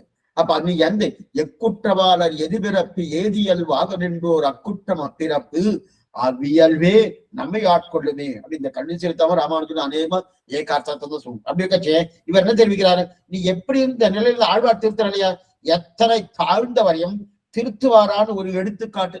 அதுக்கு என்ன சுவாமி எடுத்துக்காட்டுனா அதுதான் குயில் நின்றார் குயில் சூழ். அந்த குயில்கள் திருத்திட்டு பட்சிகள் அந்த குயில் ஒரு தாழ்ந்த குயிலை திருத்தினாரே. ஏன்னா இவரிடத்தில் அன்பு வைத்த குயில் கூட திருத்தப்பட்டன. ஆகவே சேதனனான மனுஷன் திருந்த கொண்டு சொல்ல வேண்டுமோ அப்படின்னு தெரிவிக்கிறான். அதுக்கு மேல ஏத சமகாயம் நாஸ்தே. இந்த குயில்கள் என்ன பண்ணுதுன்னா குயில்களோடு குயில் குக்குவுக்கு முக்தர்கள் சாமகானம் பண்றா போல இருக்கிறதா. இதுக்கு முன்னாடி என்ன பார்த்தோம்? பெரியவாச்சம்பள வியாக்கியானத்துல குயில்கள்லாம் திருவாய்மொழி பாடுறது அப்படின்னு பார்த்தோம். சரி, அந்த திருவாய்மொழி பாடிட்டு இருக்கச்சு அங்க ஸ்ரீவைகுண்டத்துல ஏத சாமகானம் நாஸ்தேஹா ஊஹா ஊஹா அகமன்னம் அகமன்னம் அகமன்னம் அகமன்னாதோ அகமன்னாதோ கமன்னாதகா அப்படின்னு அங்க சாமகானம் பாடிட்டே இருப்பான். அந்த மாதிரி இந்த குயில்கள் இங்க திருவாய்மொழி பாட பாட பாட பாட இந்த சாமகானம் பண்றா போல இருக்கிறது. என்ன சுவாமி திருக்குறுகூர் இது ஸ்ரீவைகுண்டம்ல திருக்குறுகூர்ல அந்த குயிலை பார்த்தா சாமகானம் பண்றா போல இருக்கிறதா சட்டுன்னு நமக்கு இது சந்தேகம் வந்துடும். சுவாமி என்ன வைகுண்டம்? இது திருக்குறு, இது பூலோகம். இந்த பூலோகம் அதுவும் கனிகாலம். அந்த பூலோகம் கனிகாலம் இருக்கச்சு அப்படி இருக்கச்சு இது வைகுண்டம் இல்லையே. ஏன் அங்க அந்த ஊர்ல பண்றான்னா அங்க பக்கத்துல இருக்கவெல்லாம் இந்த சமாதானம் பண்ணுங்க. ஏன் இங்க சமாதானம் பண்ற மாதிரி இருக்கு இதுங்கன்னா எதுக்காக இருக்கிற இந்த பக்கத்துல சமாதானம் சொல்ற? ஏன்னா பகவானுக்காக சாமகம் பண்ணுவதா இருந்தா ஒரு தேச விசேஷமான வைகுந்தத்தை அடையணுமா? ஆச்சரியமான வேட்டம். ஒரு சாமகானம் என்ன? வேதத்துல சாமகானம் ரொம்ப முக்கியம். அந்த சாமகானம் பண்ணணும்னா அது ஸ்ரீவைகுண்டத்துல பண்ண முடியும். பகவானுக்கு பண்றதா இருந்தா அடையணும்னா அங்கதான் போய் பண்ண முடியும். அப்பனா அது ஏறி அனுபவிக்கணும். அங்கு என்ன ஸ்ரீவைகுண்டம் ஏறணும் பண்ணும், அந்த ஏறி அனுபவணும். ஆனா இங்கு ஏற்றம் உண்டான அனுபவிக்கலாம். அப்பனா ஏற்றம் உடையவர் இங்கேயே இருக்காரு, நம்மாழ்வார் இங்கேயே இருக்காரு, அவர் ஏற்றமுடையவர். அப்படிப்பட்ட ஏற்றமுடையவர் அங்க இருக்கார். அப்ப நாம ஏறணும். நம்மால ஏற முடியாது. அப்ப ஏறி அங்க போனதான் அங்க ஏற்ற சாமகானம் ஆஸ்தேன்னு சாமகானம் அங்க பண்ணலாம். இங்கேயே சாமகானம் பண்ண முடியுமான்னா இங்கே ஏற்றம் உடையவர் இங்க இருக்காரு. ஆனா அதனால அனுபவிக்கலாமே. அங்கு போய் அனுபவிக்கணும். ஆனா நான் ஏறணும். ஆனா இங்கு ஏற வேண்டாமே. அங்க போகணும்னா இன்னெல்லாம் பண்ணி ஏறணும். இங்க ஏற வேண்டாமே. என்னன்னா இங்கு ஏற்றம் இருக்கிறவர் இங்கே இருக்க. ஏற்றம் இருக்கிற இங்க இருக்க முடியா. அதனால நான் ஏற வேண்டாம். அங்கு என்றும் இருக்கிற இல்லை என்ன ஒரு முக்தன் அங்கு போகிறான்னா அங்க முமூட்சி என்று இங்குதானே இருப்பார். நம்ம ஆசீர்வதிக்கணும். ஒரு முக்தன் அங்க போயிட்டா முக்தாத்மானா இங்கிருந்து கிளம்பி ஒரு ஜீவாத்மா அங்க போயிட்டுனா அது முக்தாத்மான்னு பேரு. முக்தாத்மா சாமகானம் பண்ண போறார். ஆனா இங்க யார் சுவாமி முக்தாத்மா பண்ணுவாரு? முக்தாத்மா இங்க இருக்க வாய்ப்பே கிடையாது. அப்ப இங்க யாரு முமூட்சு, மோட்சத்திலே இச்சை இருக்கக்கூடிய முமூட்சி இருக்காருமா. அந்த முமூட்சி என்ன பண்ணுவான்னா முமூட்சி இங்கதான் இருப்பா இல்லையா. அப்ப முக்தன் இங்க இருக்க மாட்டார். ஆனா பாத்துக்கோ இங்க இருக்க மாட்டார். ஆனா முமூட்சுக்கு இங்கதான் இருப்பார். அந்த முமூட்சுக்கு அனுபவம் என்னன்னா ஏத சாமகானம் நாஸ்தேன்னு அந்த முக்தனுக்கு உண்டான அனுபவத்தை இங்கே அவர் அனுபவிக்கிறார். முமூச்சுவாருக்கு அணுகிறேன்னா அப்பா அப்படிப்பட்ட அனுபவம் இங்க கிடைக்கிறது. எதனால? குயில் நின்றார் பொழில் குயில்கள் சொல்ல சொல்ல சொல்ல சொல்ல அந்த சாவகானம் பாடப்பட்டு இருக்கிறார். அப்படிப்பட்ட குயில் நின்றார் பொழில் குருகூர் நம்பி ஆழ்வார் நம்பின்னு சொல்லப்படுகிறது. எதனால சொல்லுங்க? எதனால நம்பினா பெருமான் நிக்கர் என்ன முக்தர் என்ன அனைவருக்கும் சமமா திருட்டராயத்தை ஆழ்வாருடைய புரிந்தது இல்லையா? ஆகா அப்பன்னா அப்படிப்பட்ட நம்பி குணபூர்த்தி உடையவர்.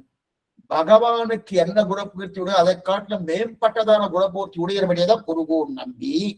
அதுக்கு அடுத்தது முயல்கின்றேன் உந்தன் மொழிகளக்கன்பையே உன்னுடைய அழகான திருவடிகளுக்கு சிநேகத்தை பண்ண உற்சாகமாக இருக்கிறேன். உன்னுடைய அழகான திருவடிக்கு சிநேகத்தை கைங்கரியம் பண்ண உற்சாகம் இருக்கிறேன். பணிகொள்வான் அப்படின்னு அர்த்தம். குயில் நின்றார் குருகூர் நம்பி முயல்கின்றேன் அப்படின்னு தெரிவிக்கிறியா. அப்படிப்பட்ட பணிகொள்வதற்காக குருகூர் நம்பி செயல் நன்றாக திருப்தி பணிகொள்வான் இல்லையா.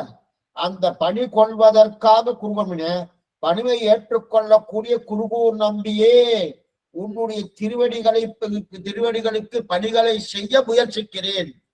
குருகூர் நம்பியே அப்படின்னா விரி சொல்லு. இது குருகூர் நம்பின்னு அவரை போற்றக்கூடிய ஒரு நிலையில் இது. இப்ப கேசவா நாராயணா மாதவா அப்படின்னா அவர் ஸ்தோத்திரம் பண்ண முடியாது. அப்ப குருகூர் நம்பி நீங்க ஸ்தோத்திரம் பண்றா ஸ்தோத்திரம் பண்ண கூப்பிடுறாரு விரி சொல். என்ன குயில் நின்றார் எங்கு கூப்பிடுறார்? செயல் நன்றாக திருத்தி பணிகொள்வான் குயில் நின்றார் பொருள் குருகூர் நம்பியே அப்படிப்பட்ட உங்க பணியை ஏற்றுக்கொள்வதற்காக குருகூர் நம்பியே மைண்டி என்கிறீங்க. அப்ப உன்னுடைய திருவடிகளுக்கு நான் பணிகளை செய்ய முயற்சிக்கிறேன் தான் பணி செய்யறேன்னு செய்யறேன்னு அர்த்தம் இல்லை. செஞ்சுட்டே இருக்காங்க. எத்தனை கைங்கிறோம் அத்தா கைங்கணும். இயல்கின்றேன் உந்தன் மொழிகள் அர்த்தம்னா எல்லா பணியும் பண்ணி ஆனா ஆழ்வார் பண்ண உபகாரத்துக்கு பிரச்சு உபகாரம் இல்லை. அப்ப நான் பண்ணதா அர்த்தம் நான் பண்ணல. இதுக்கு நம்ம ஒரு திட்டாந்தம் பார்த்தோம். 5 லட்சம் ரூபாய் கல்யாணத்துக்கு ஆறுது. ஒருத்தர் 5 ரூபாய் கொடுத்தார். நான் 5 ரூபாய் கொடுத்ததுனாதான் கல்யாணம் ஆயிடுச்சுட்டார். 5 ரூபாய் கொடுத்தது உண்மை. இப்ப அதனால ஆயிருக்கா? அது போலதான் அது. இவரு ஏதோ பண்ணிருக்கார். முதல்ல அவர் கைங்கரியம் பண்ணிருக்கார்.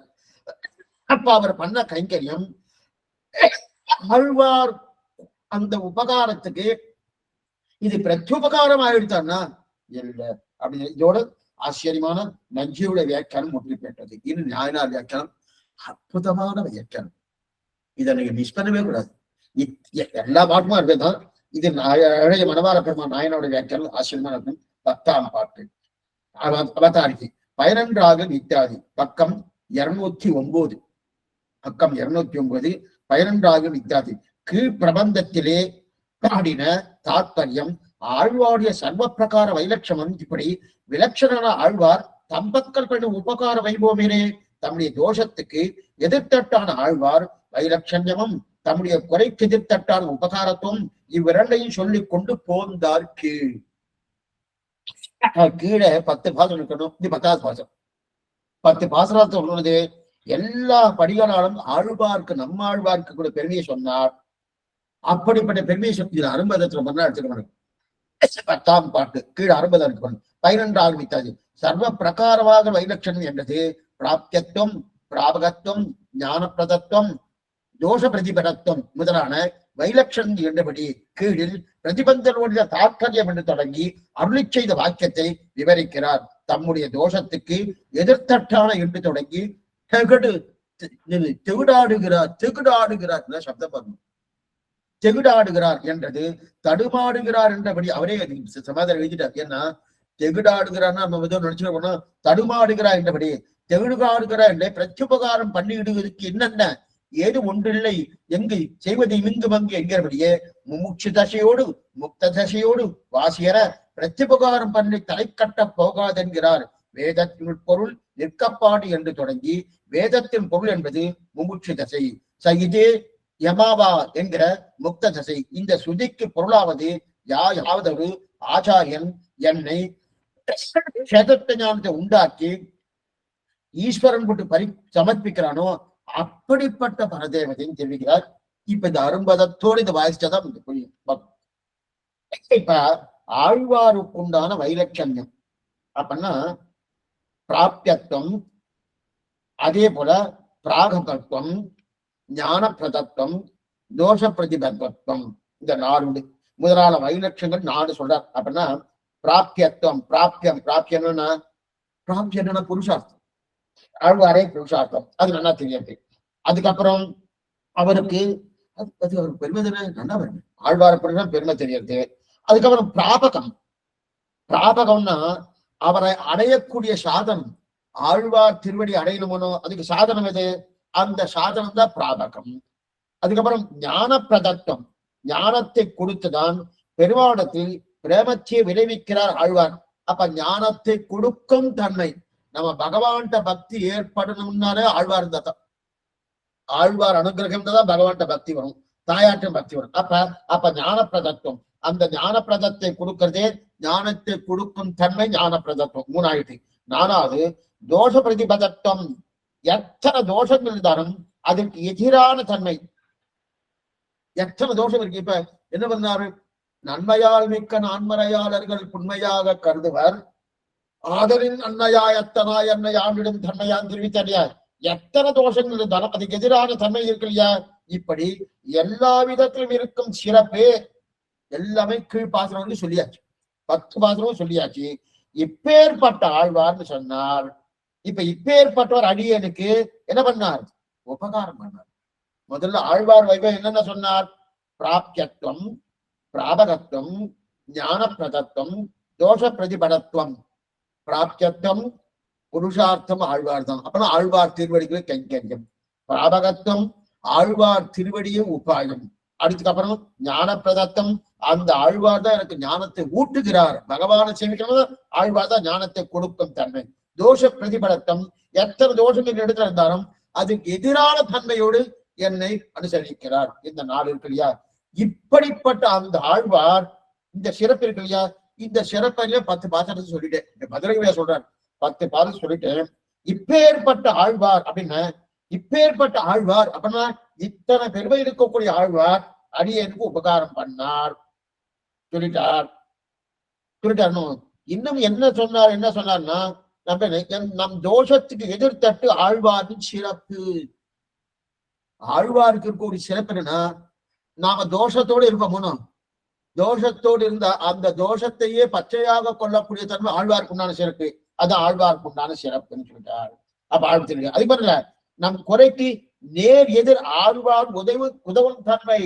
நம்ம குறை இருக்கணும், செயல் நன்றாக திருத்தி பணி கொள்வான். இது கொண்டு அதுக்கு முன்னாடி நன்மையால் மிக்க நான்மறையாளர்கள் புண்மையாக கருது அது இருக்கு இல்லையா? அப்ப இந்த இத்தனை குறை இருக்க உதவினார் என்பதில் என்னிடத்தில் இத்தனை தோஷம் இருக்கவே என்ன பண்ணாரு? அவர் நிறைவாளனாக இருந்தார். என்கிட்ட தோஷம் இருக்கு சுவாமி, அப்ப அவர் என்ன பண்ணிருக்கணும்? தோஷம் இருக்க உதவியாளர் தள்ளவே இல்லை, அதை கொண்டு நிறைவாளர் இருந்தாரணும். இப்பாட்டில் அந்த உபகாரத்துக்கு என்ன ஆயிடுச்சு? இத்தனை உபகாரம் பண்ணாருன்னு இது ஞாபகம் வந்துட்டு. இந்த 10 பாட்டு வரைக்கும் என்ன பண்ணார்? ஆழ்வார்க்குண்ட வைபவம், ஆழ்வார்க்குண்டான வைபவனும் ஓகோன்னு வைபவம் சொன்னார்.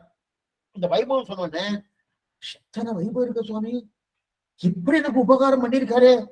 அப்ப நம்ம என்ன பண்ணணும்? பிரத்யுபகாரம் பண்ணணும், பிரத்யுபகாரம் பண்ணணும். இவன் பிரத்யுபகாரம் பண்ணுவோம். அந்த பிரத்யுபகாரம் பண்றதுக்கு தேடி காணாமையாலே தவிக்கிறார். ஏன்னா தவிக்கிறான்னா கால் தள்ளாடுகிறார். என்ன பண்ணலாம் என்ன பண்ணலாம் என்ன பண்ணலாம் என்ன உபகாரத்தை ரொம்ப நன்னா சொன்னார். இப்ப இத்தனை உபகாரத்துவம் இப்ப நமக்கு யாரோ ஒருத்தர் நண்பன் சிறு வயசுல இருந்து நமக்கு இத்தனை உபகாரம் பண்ணிருக்கான்னு வச்சுக்கேன். உபகாரம் பண்ணாலும் தெரியும், ஆனா இத்தனை பண்ணிருக்கான்னு தெரியல, இப்பதான் தெரிஞ்சுன்னு வச்சுக்கேன். இத்தனை பண்ணிருக்காரு சுவாமி, நம்ம எதா பண்ணணுமே வருமானம் நல்லவாரா தான் வரும். எதா பண்ணுமோ வருமானம் வந்து விட்டணும். அந்த வரும்போது என்னன்னா கூட பயம் வந்துடும். இத்தனை பண்ணிருக்காரு சுவாமி, நான் ஒண்ணுமே பண்ணணும், இத்தனை பண்ணிருக்காரு. இப்ப என்னன்னா, இப்ப மதுர கவியா என்ன வந்துன்னா, ஆழ்வார் இத்தனை உபகாரம் பண்ணிருக்காரு, இத்தனை உபகாரம் கூட பண்ணிருக்காரு. இப்ப நான் பிரத்யுபகாரம் பண்ணணும்னா பயம் வந்து விட்டு. என்ன பண்ணா பெரிய உபகாரம் சொல்லிட்டே இருந்தார். என்ன உபகாரம் எனக்கு எதை பண்ணார் என்னென்ன உண்டோ அத்தனையும் பண்ணார். அத்தனையும் பண்ணி ஓகோன்னு ரொம்ப ஆனந்தமா சொல்லிட்டார் மதுரை கவியார். எனக்கு இப்படி பண்ணார், எனக்கு அப்படி பண்ணார். அந்த பாட்டு 9 பாசனம் அதுதான். நன்மையால் மிக்க நான் மறையாளர்கள் அன்று கொண்டாடும் அடியவர் என்பற எத்தனை சிறிதந்தாலும் தேவபிரானுடைய நம்பினை பிற நண்பர்கள் தன்னை ஒவ்வொரு பாத்திரம் ஒவ்வொரு உபகாரம் பண்ண அதெல்லாம் ஞாபகம் வர இத்தனை உபகாரம் பண்ணிருக்காரு. இப்ப சட்டுன பிரத்யுபகாரம் பண்ண வேண்டாமா சுவாமி, பண்ணணுமே வச்சே பயம் வந்துட்டு இவ்வளவு பெரிய உபகாரம் பண்ணிருக்காரு அப்படின்னு இதுக்கு ஒரு திருட்டான்னு சொன்னா உங்களுக்கு புரியும். அந்த மாதிரி பயம் வருமா சுவாமின்னா, ஒரு பெரியவர் தாம் பொண்ணுக்கு கல்யாணம் பண்ணும், அவர்கிட்ட காசு இல்லை, யாரோ கடன் கொடுக்குறான்னு சொல்லிட்டா. சரி, யாரோ கடன் கொடுக்குறேன்னு சொல்லிட்டாருன்னு இவர் கிடுன்னு கடன் வாங்கிட்டார். கடனை வாங்கி என்ன பண்ணார், கல்யாணம் முதல்ல ரொம்ப சிம்பிளா பண்ணான்னு நினைச்சிட்டு இருந்தார். என்ன பண்ணுவார், ஏன்னா கையில பைசாவே இல்லையே, சிம்பிளா பண்ணான்னு இருந்தாரு. இப்ப கடன் யாரோ கொடுக்குறாருன்னு கொடுத்த உடனே திருப்பி கொடுக்கணும், அது வேற விஷயம். கடன் கொடுக்குறான்னு தெரிஞ்ச உடனே சில பேர் வந்து பேங்க்ல லோன் எடுத்துட்டா ரொம்ப சமப்படுவா. அது ஹவுஸ் லோனை வாங்கிட்டு அது திரும்ப கட்டணும், வீடு கிரக பைசா முடிஞ்சிடும், அது மாதிரி கட்டும்போது நம்ம சிரமம் பார்ப்பேன். இப்ப என்ன பண்ணா ஆனந்தமா வாங்கிட்டார் பேர் கல்யாணத்து கடனை வாங்கி கிட்டுன்னு இந்த நகை வாங்கணும், அந்த நகை வாங்கணும், சம்பந்திக்கு இது வாங்கணும், இந்த மாதிரி வரவா இருக்கலாம், இந்த மாதிரி சாப்பாடு போடணும், என்னென்ன உண்டு எல்லாம் செலவு, எல்லாத்தையும் ஏற்றி எல்லாம் செலவு பண்ணிட்டார். பண்ணி முடிச்ச உடனே இப்ப கல்யாணம் முடிஞ்சிருச்சு. கல்யாணம் முடிஞ்ச உடனே மேற்கொண்டு அந்த பொண்ணை புகுந்த வீட்டுக்கு அனுப்புறோம். புகுந்த வீட்டுக்கு அனுப்பியாச்சு. புகுந்த வீட்டுக்கு அனுப்பிய உடனே நேரா வந்து உட்கார்ந்துட்டு சரி என்னென்ன செலவாயிருக்கு, எவ்வளவு ஆயிருக்கு என்னென்ன அப்படின்னு காகிதத்தெல்லாம் எடுத்து பார்த்தா 7 லட்சம் ரூபாய் இருக்கு. 7 லட்சம் ரூபாய் ஆயிடுச்சு. 7 லட்சம் ரூபாய் ஆயிடுச்சு, திருப்பி கொடுக்கணுமே அப்படின்னு சொல்லிட்டு இருக்கார். பக்கத்துல ரூபாய் கேட்டா, இது அப்ப யோசிக்க மாட்டியா என்ன சுவாமி, இது கல்யாணம் பண்றதுக்கு முன்னாடியே இத்தனை கடன் வாங்குறது ஆனந்தமா வாங்கினியணும், ஆனந்தமா இதை பண்ணலாம். வாங்கினது மட்டும் இல்ல, நீ உன்னுடைய லிஸ்ட்ல இல்லாத சில காரியம் எல்லாம் பண்ணவே சொல்லிட்டேன். யாரோ கொடுக்குறா, கடன் தானே கொடுக்குறா சுவாமி, பண்ணிட்டேனும், ஆனந்தமா பண்ணிட்டேனும். இப்ப முடிஞ்ச உடனே திருப்பி கொடுக்கணும்னு வச்சுக்க என்ன வச்சுட்டு பயம் வருதணும். அப்ப முதலே இதை நினைக்க மாட்டேன். அப்ப ஆனந்தமா இருந்து சுவாமி, செலவழி கட்சி ஆனந்தமா இருந்து இல்லையா, திருப்பி கொடுக்கும்போது பயமா இருக்கு இல்லையா. அதே போலதான் இப்ப மதுரகவியாழ்வாட நிலை. அவருடைய நிலை என்ன, உபகாரம் என்னமா பண்ணார்னு அந்த உபகாரம் பண்ணாரு 9 பாசத்துல ஓகோன்னு சொன்னார். இப்ப பிரத்யுபகாரம் பண்ணணும். பிரத்யுபகாரம் பண்ணணும்னா என்ன பண்ணலாம், இந்த பிரத்யுபகாரத்தை தேடி பார்க்க தானம் ஏன் கிடைக்கணுமோ, காணாமையாலே தவிக்கிறார். இனிமே ஆச்சரியமா தவிக்கிறார். பெரிய மணவாள பெருமாள் நாயனார் வியாக்கியானம் ஒரு தனித்தட்டு, பெரியவாச்சான் பிள்ளை வியாக்கியானம் ஒரு தனித்தட்டு, நஞ்சியருடைய வியாக்கியானம் ஒரு தனித்தட்டு. என்னென்ன வித்தியாசம் சொல்லிடுறேன். வேதாந்த விஷயமா இருக்கும் நஞ்சியுடைய வியாக்கியானம். பெரியவாச்சானுடைய வியாக்கியானம் எப்படி இருக்கும்னா, அந்த அந்த பாசுரத்தினுடைய கர்த்தா, அந்த பாசுரத்தை சொல்லப்பட்ட அந்த பிரமாணம், பிரமேயம், பிரமாதா, இந்த 3 நிலையில இருக்கக்கூடிய நிலையிலேயே அவரது இருக்கும் பெரியவாச்சான் பிள்ளை. ஆனா அழகிய மணவாள பெருமான் நாயனார் எப்படின்னா அவருக்கு அநேகமா ரகசிய கிரந்தங்கள் விஷயமா தான் வரும். எதற்கெடுத்தாலும் தீபாத்தின மூட்டை என்ன சொல்லியிருக்கு, இங்க என்ன சொல்லியிருக்கு, இங்க சம்பிரதாயம் என்ன சொல்றது, இந்த சம்பிரதாய விஷயமாவே வளர்ந்துட்டு இருக்கு இல்லையா? அதனாலதான் இந்த மூணையுமே கேட்கணும்னு சொல்லுவாங்க. இதுல தம்பிரான் படி நமக்கு கிடைக்கல, ஆச்சரியமான கிரந்தம். ஆனா இன்னைக்கும் தம்பிரான் படிதான் இந்த அரையர் சுவாமி எல்லாம் வரலாம் அரையர் பண்றதுன்னா தம்பிரான் படிதான். இது சொல்ல வந்தேன்னா இப்ப இங்க என்னன்னா பிரத்யுபகாரம் தேடி தேடி பார்க்க காணாம யாரை என்ன தவிக்கிறார். இப்ப முமுட்சிதகிலும் எப்படி பிரதிவாரம் பண்ணுவது யோசிக்க வேண்டியதுதான். சரி, முமுட்சி தசைன்னு என்ன?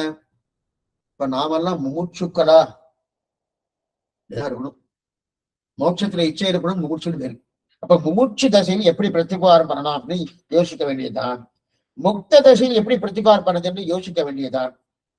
என்னன்னா நம்ம என்ன நினைப்போம், இங்க இருக்கச்சே பிரதிபாரம் பண்ண முடியாது, இது இங்க இருக்கும்போது முமுட்சி தசையில பேரு.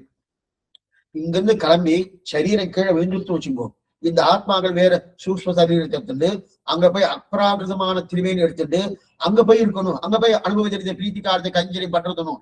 அப்ப அங்க போனதுக்கு அப்புறம் அங்க பிரத்யுபகாரம் பண்ணலாமான்னா அங்கேயே பண்ண முடியாதுன்றது.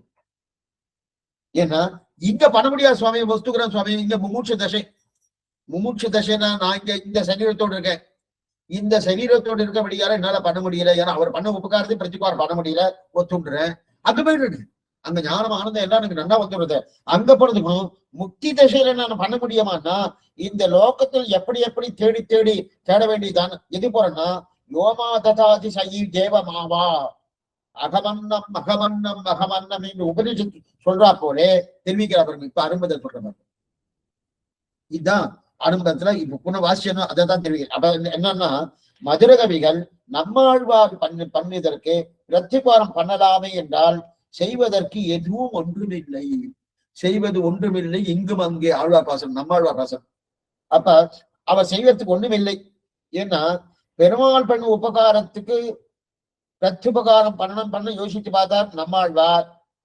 அப்ப அந்த நம்ம என்ன சரி சுவாமி பிரத்யுபகாரத்தான் பண்ணணும், பெருமாள் பண்ணியிருக்காருனோ அந்த பெருமாள் பண்ணின உபகாரத்துக்கு பிரத்யுபகாரம் நம்மாழ்வா பண்ண யோசிச்சு பார்த்தார்.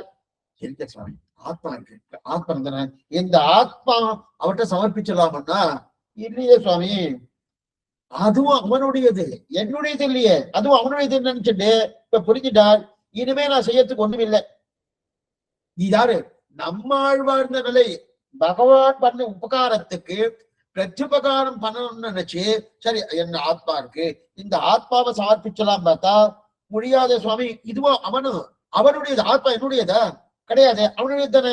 அப்படி இருக்கச்சே இனி நான் செய்வதற்கு ஒண்ணுமில்லை, என்ன பண்ண போன ஆழ்வார் தவிச்சா இல்லையா நம்மாழ்வார், செய்வது ஒன்றுமில்லை, செய்வது அங்குமிங்கு, செய்வது ஒன்றுமில்லை அங்குமிங்கும் அப்படின்னா செய்வதற்கு ஒண்ணுமே இல்லையே, ஒண்ணுமே இல்லாதபடியால என்னன்னா பகவான் பண்ண உபகாரத்துக்கு பிரத்யுபகாரம் பண்ண முடியலையே அப்படின்னு நினைச்சிட்டு ஆத்மாவை சமர்ப்பிக்கலாம் பார்த்தா ஆத்மா அவனுடையது, அப்ப சமர்ப்பிக்க ஒண்ணுமே இல்லை அப்படின்னாரு. ஏன்னா நாம நினைப்பது இங்க செய்யறதுக்கு ஒண்ணுமில்லை, இங்க என்னன்னா இந்த பூலோகத்துல, அங்க போன பிறகு ஒண்ணு நினைக்கிறோம் இல்ல சுவாமி, அங்க போனது எல்லாம் பிரத்யுபகாரம் பண்ணலாம்னு நினைக்கிறோம்னா அங்கேயும் செய்வது ஒன்றுமில்லை, இங்கேயும் இல்லை அங்கேயும் இல்லை, அந்த செய்வது ஒன்றுமில்லை, இங்கும் அங்கும், இங்கும் செய்யறதுக்கு ஒண்ணும் இல்லை, அங்கும் செய்யறதுக்கு எதுவும் இல்லை. இது யார் சொன்னது?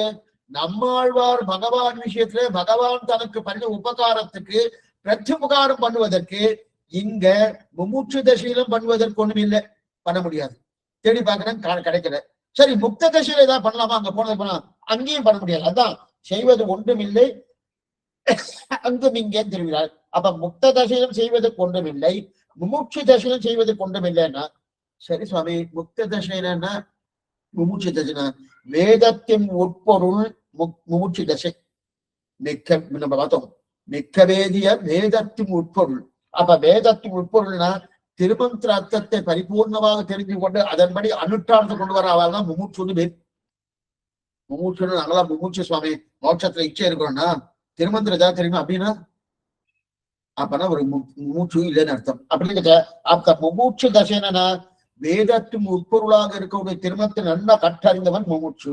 அதுதாங்க சயி தேவமாபாவ என்று முக்த தசை, இதுதான் சவிஹி தேவமாதாவா யோ மாதகாதி சகி தேவமாதாவா அப்படின்னு யார் ஒரு தன் பெருமாளை பற்றி எனக்கு சொல்லி என்னை பெருமாளுக்கு சமர்ப்பிக்கிறானோ அவனேதான் தெய்வம். இது சொல்றது ஆச்சரியமா இந்த சாஸ்திர வாக்கியம் சொல்றது என்னன்னா, பகவானை பத்தி சொல்லி அந்த பகவானுக்கு என்னை கொண்டு போய் சமர்ப்பிக்கிறானோ, போனொன்றில்லா அடியே நடிக்க வந்து கொண்டு சமர்ப்பிக்கிறானோ, யார் அந்த மாதிரி சமர்ப்பிக்கிறாரோ சமர்ப்பிக்கக்கூடிய ஆச்சாரியனே தெய்வம். அப்பனா அந்த ஆச்சாரியனே தான் எனக்கு தெய்வம். அங்க இங்கேயும் சரி அங்கேயும் சரி. இங்கேனா இந்த பூலோகத்துல, அங்கேனா எங்க திரிபாதி பூஜை என்று அங்கேயும் அங்கேனா அப்ப அவர் பண்ண உபகாரத்துக்கு நினைத்து ஆனந்தப்படலாமே தவிர பிரத்யுபகாரம் பண்ணி தலை கட்ட முடியுமா? தலை கட்ட முடியும். இது சாஸ்திர வாக்கியமே இருக்கு. பிரத்யுபகாரம் பண்ணி தலை அப்ப ஆச்சாரியம் பண்ண உபகாரத்துக்கு நினைக்கலாம், பிரத்யுபகாரம் பண்ற சுவாமி தலை கட்ட முடியாது. அப்ப பிரத்யுபகாரம் எதிர்பார்த்திருந்தால் நான் பாருங்க ஆச்சரியமா விஷயம் தெரிவிக்கிறேன். இப்ப ஆச்சாரியன் ரெண்டு விஷயம் பார்க்க போறோம். ஆச்சாரியன் இருக்கா, சிஷ்யன் இருக்கா. சரி, சிஷ்யன் நல்லா சொல்லி கொடுத்துட்டேன், இது உபகாரம் மனப்பராமல் இருக்கு அப்படின்னு நினைச்சா அது ஆச்சாரின் லட்சணம் இல்லை. அப்ப ஆச்சார லட்சணம் இது பிரத்யுபகாரத்தை எதிர்பார்க்காமல் இருப்பதுதான் ஆச்சார லட்சணம். இது ஆச்சார லட்சணம். சரி சுவாமி, பிரத்யுபகாரத்தை அவர் எதிர்பார்க்கல, அப்ப நான் பண்ண வேண்டாமனோ? பண்ண வேண்டாமனோ? அவர்தான் எதிர்பார்க்கலையே சுவாமி. நீங்க தானே சொன்னேன் பிரத்யுபகாரத்தை ஆச்சாரம் எதிர்பார்க்கப்படாதுன்னு சொன்னேன். அவர் எதிர்பார்க்க மாட்டார். ஏன்னா அவர் சாஸ்திர பிரகாரம் இருந்துருவார்.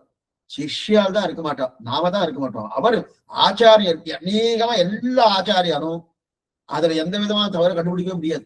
ஏன்னா அவ சரியா தான் பாப்பாவை பிரத்யுபகாரம் எதிர்பார்க்க மாட்டா. எப்ப அவர் எதிர்பார்க்கலையோ நான் பண்ண வேண்டாமானோ வேண்டாமனோ. ஏன்னா அவர் எதிர்பார்த்ததானே சுவாமி பண்ணணும்.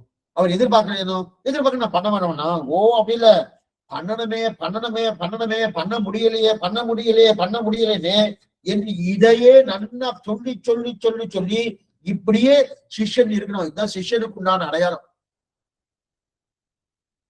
அவர் பிரத்யுபகாரத்தை எதிர்பார்க்க மாட்டார். எல்லாம் ஸ்ரீவச்சன பூஷணத்தை ஏதாவது 6 பிரகடனங்கள். அதுல முதல் பிரகடனம் வந்து இது இதுன்னு சொல்லிட்டு 5வது பிரகடனத்தை இது பூர்ணமா தெரிவிக்கிறார். எது சொல்ல வந்தேன்னா, அப்ப ஆச்சாரியன் பிரத்யுபகாரம் எதிர்பார்க்கப்படாது. ஆனா சிஷ்யன் எதிர்பார்க்க கூடாதுன்னா ஒண்ணும் பண்ணப்படாதுன்னா பண்ணணும். பண்ணி பண்ணி பண்ணி பண்ணி நான் ஒண்ணுமே பண்ணலையே பண்றதுக்கு முடியலையே இப்படியே சிஷ்யன் சொல்லிட்டு வாய் வளர்த்துன்னு சொல்லணும். இதுதான் சிஷ்யனுக்கு உண்டான அடையாளம். அப்ப இப்ப நீங்க சொன்ன உடனே அப்ப பண்ணாமலே நிஜமா பண்ணிட்டு பண்ணாம நீங்க சொல்றீங்களா சுவாமி? நான் பண்ணாமே பண்ணலே சொல்றேன், பொய் சொல்ல வேண்டாம், உண்மை தானே சொன்னோம். அப்ப என்ன பண்ணணும்? நான் பண்ணல, அதனால பண்ணலே சொல்லிக்கிறேன்னா பண்ணிட்டு பண்ணலன்னு சொல்லணும். நாம என்ன நினைக்கிறோம், பண்ணாமையே பண்ண நினைக்கிறோம். இது நிறைய பேர் இந்த மாதிரிதான் ஒரு தவறான கண்ணோட்டத்துக்கு வரா. சம்பிரதாயத்துல சரியான அர்த்தத்தை புரிஞ்சுக்கணும். அப்ப பண்ணணும் பண்ணிட்டு ஒண்ணுமே பண்ணலையே, அவன் பண்ணதுக்கு ஒண்ணுமே பண்ணலையே, இன்னும் ஆரம்பமே ஆரம்பிக்கல, முதலடியே எடுத்து வைக்கிறேன் மதுரை வேலை தரணும். அந்த நிலையில் தான் சிஷ்யனுக்கு உண்டான ஆச்சாரியன் நமக்கு பண்ண உபகாரம் அதுக்கு பிரத்யுபகாரம் பண்ணுவதில் ஊட்டும். ஆச்சாரியன் நமக்கு உபகாரம் பண்ணியிருக்காரணும். அந்த உபகாரம் பண்ணுவோன்னு பிரத்யுபகாரம் பண்ணணும். ஒரு சிஷ்ய உண்மையான சிஷ்யனுக்கு ஊட்டும். பண்ணணுமே. ஆனா அந்த பிரத்யுபகாரம் தேடுவதில் ஈடுபடுத்தும். என்ன பண்ணும்? பிரத்யுபகாரம் பண்ணணுமே, என்ன பண்ணலாம், ஏடு பண்ணலாம் சிஷ்யன் தேடிட்டே இருக்கான். அப்ப தேடிட்டே இருக்கச்சே உபகார கௌரவம் பிரத்யுபகாரம் இல்லாதபடி பண்ணும். அந்த உபகார கௌரவம் அந்த ஆச்சாரம் நமக்கு உபகாரம் பண்ணிருக்கானோ அந்த உபகாரம் என்ன பண்ணுவான்? அவர் பண்ண உபகாரத்துக்கு பிரத்யுபகாரம் இருக்கா இல்லையே. அப்ப உபகார கௌரவம் பிரத்யுபகாரம் இல்லாதபடி பண்ணம். ஆனா பண்ண உபகார கௌரவம் மனதில் பட்டால் பிரத்யுபகாரம் இல்லை என்பதை புரிய வைக்கும். பாருங்க, இல்லாதபடி பண்றது உபகார கௌரவம். ஆனா பண்ணிட உபகார கௌரவம் மனசுல பட்டு வச்சுக்கே, ஓ பிரத்யுபகாரம் இல்லையே பண்ணணுமே புரிய வைக்கிறது இல்லையா? அப்ப இதெல்லாம் தெரியும். அப்ப உபாய கௌரவம் என்ன தெரியுது? கேதியிலே முமுட்சு. அப்ப பிரத்யுபகாரம் இருக்கு, ஆனால் பண்ணு உபகாரத்துக்கு நிகரான உபகாரம் கிடையாது. ஆச்சாரியன் பண்ண உபகாரத்துக்கு நிகரான உபகாரம் என்ன? அதான் சதுர்ஷ உபகாரம் சொல்லுவான். சதுர்ஷ பிரத்யுபகாரம். சதுர்ஷ பிரத்யுபகாரம் இல்லை, அதற்கு தகுந்த பிரத்யுபகாரம் இருந்தால் இப்ப பண்ணணும். இருக்கா இல்லையே? எப்ப பிரத்யுபகாரம் இல்லையோ அப்ப இவன் பண்ண வேண்டாமா சுவாமி? மறுபடியும் திரும்பி சொல்றேன், பண்ண வேண்டாமா சுவாமின்னா, அப்ப சுவாமி நீங்க நல்லா சொல்லியிருக்கேன், இது வரைக்கும் நான் தெரியாதமா பண்ணிட்டேன், இனிமே பண்ண வேண்டாமா? பண்ணிண்டே இருக்கணும். பண்ணிண்டே இருந்துட்டே பிரத்யுபகாரம் இல்லை, பிரத்யுபகாரம் இல்லை, பிரத்யுபகாரம் இல்லை. அப்ப என்ன? அப்ப நான் இதுவும் பண்ணலையா சுவாமி? பண்ணல. பண்ண வேண்டியது என்னது? பண்ணி விட்டுட்டு பண்ணணும். அந்த நிலை இருக்குன்னு தெரியலையா? அதான் தெரியாது. இப்ப இது என்னென்ன பண்ணலாம், என்னென்ன யோசிச்சுட்டு சரி சுவாமி அவர் பண்ண உட்கார பிரத்யுபகாரம் பண்ண முடியல, என்ன பண்ணலாம் யோசிச்சு காலம்படியே போயிட்டு இருக்கணும். இப்படிதான் யாவதாத்ம பாவின்னு தெரிவிக்கிறார் நம்ம பூர்வாச்சாரியர். யாவதாத்ம தெரிவிக்கிறார் இல்லையா? அப்ப பண்ணலையே சுவாமி, என்ன பண்ணலாம் யோசிச்சு பண்றதுக்கு ஒண்ணும் இல்லையே போட்டிருக்கே, பண்ணணுமே. இந்த ரெண்டு நிலையும் வந்துட்டே இருக்கணும் இல்லையா? அப்ப நாம ஆத்மா பெருமாள் சமர்ப்பிக்கலாம்னா ஆச்சாரம் திரித்து கொள்றா, அப்ப பரமார்த்தத்தில் கொண்டு போய் சமர்ப்பிக்கலாம் இல்லையா? ஆனால் இவரே திருத்தனை இவர் கொடுப்பாரா? ஒரு சூட்சமான அர்த்தம் ஒன்று தெரிவிக்கிறார். ஆச்சரியமான அர்த்தங்கள் இதெல்லாம் இதுலதான் தெரியும். என்னன்னா இப்ப இங்க என்னது தெரிவிக்கிறாரு? நம்ம ஆத்மாவை கொண்டு போய் பெருமாள் சமர்ப்பிக்கணும். சும்மா இப்ப மதுரகவியாழ்வார் நம்ம விஷயத்தை அப்படி தனியா வச்சிருக்கோம். பகவான் நமக்கு உபகாரம், ஏன்னா ஆச்சாரம் கொடுத்தது பகவான் தான். இவ்வளவு காரியம் ஈஸ்வரஸ்ய சௌகார்த்தம், நம்ம இத்தனை தூரம் வந்ததுக்கு அவர் தான் முதல் அவர் தான் எல்லா விதமான நிலையும் பண்ணி நமக்கு இந்த கொண்டு இருக்கார். இப்ப அந்த பெருமாள் நமக்கு பிரத்யுபகாரம் பண்ணணும். அப்ப நம்மகிட்ட என்ன இருக்கு? ஆத்மா சமர்ப்பிக்கலாம்னா ஆச்சாரியன் திருத்தி கொடுக்கிறார் இல்லையா? அந்த ஆச்சாரம் தான் நம்ம இந்த ஆத்மா திருத்தி இருக்கார். இந்த திருத்தின ஆத்மாவே பரமாத்மாவுக்கு போய் சமர்ப்பிக்கலாம்னா, ஆனா இவரை திருத்தினது இவரை கொடுப்பாரா இல்ல அவரை கொடுப்பாரா? திருத்தினது இவர் சுவாமி, ஆச்சாரியன் திருத்திருக்காரு.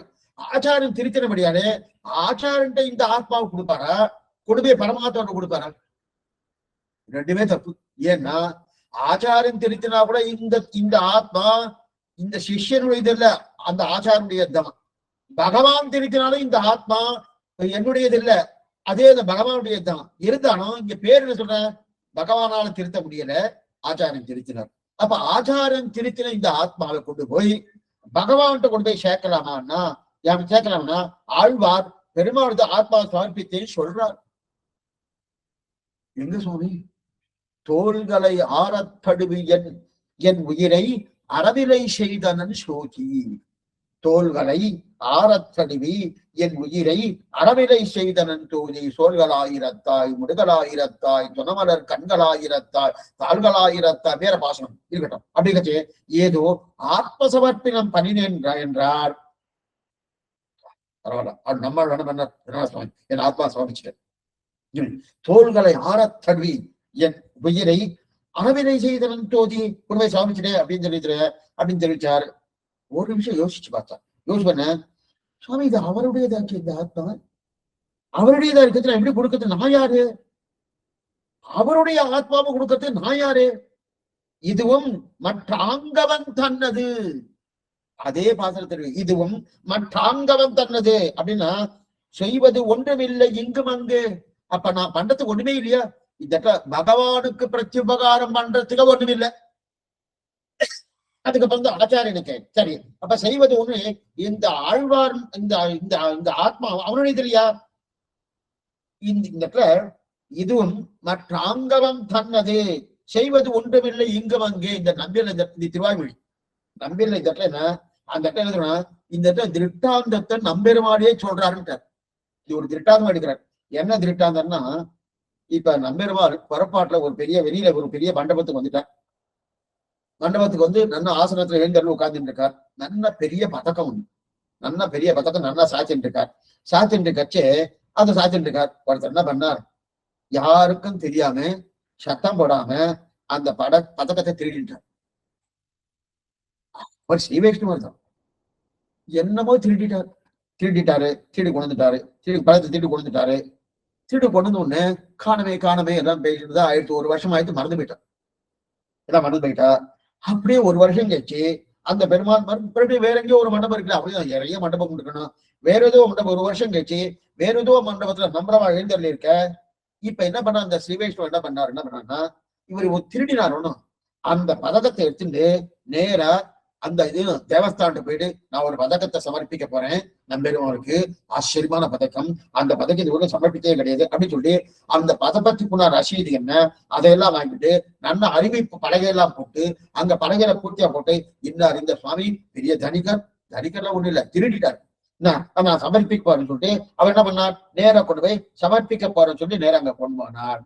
அங்க நம்பரமா இருந்து இருக்க ரசீதை வந்து பதக்கத்தை கொண்டு போய் சமர்ப்பித்தால் எல்லாரும் சுவாமி பாக்குறது, இங்க சமர்ப்பிக்கிற சுவாமி பாக்குறாரு, என்னமா சமர்ப்பிக்கிறா, என்னமா பெரிய பதக்கமாச்சு, இந்த மாதிரி பதக்கத்தை பார்த்ததே இல்லையே, என்னமா இருக்குன்னு எல்லாரும் ஒருத்தர் பெருமையா பேசுகிறார். அந்த சுவாமியை பத்தி திருடிட்ட பதக்கம் பேசுறார். பெருமாள் உள்ளுக்குள்ள செய்கிறார், என்கிட்டயே திருடிட்டு என் சொத்தை கொண்டு வந்து உன் சொத்துன்னு கொண்டு வந்து கொடுக்குறியா, இது நியாயமா? இதுதான் நம்ம பண்றோம். உணர்விலும்பல் ஒருவனை அவனதொருளால் உடற்பொருட்டு என் உணர்வுள்ளே இருத்தினேன், அதுவும் அவனது இன்னருளே. நான் உனக்குள்ள கொண்டு வந்து வச்சுட்டேன் சுவாமி, என்னமா கொண்டு வந்து அவன் அனுகிரகத்துல வந்து நான் எங்க பண்ணினேன்.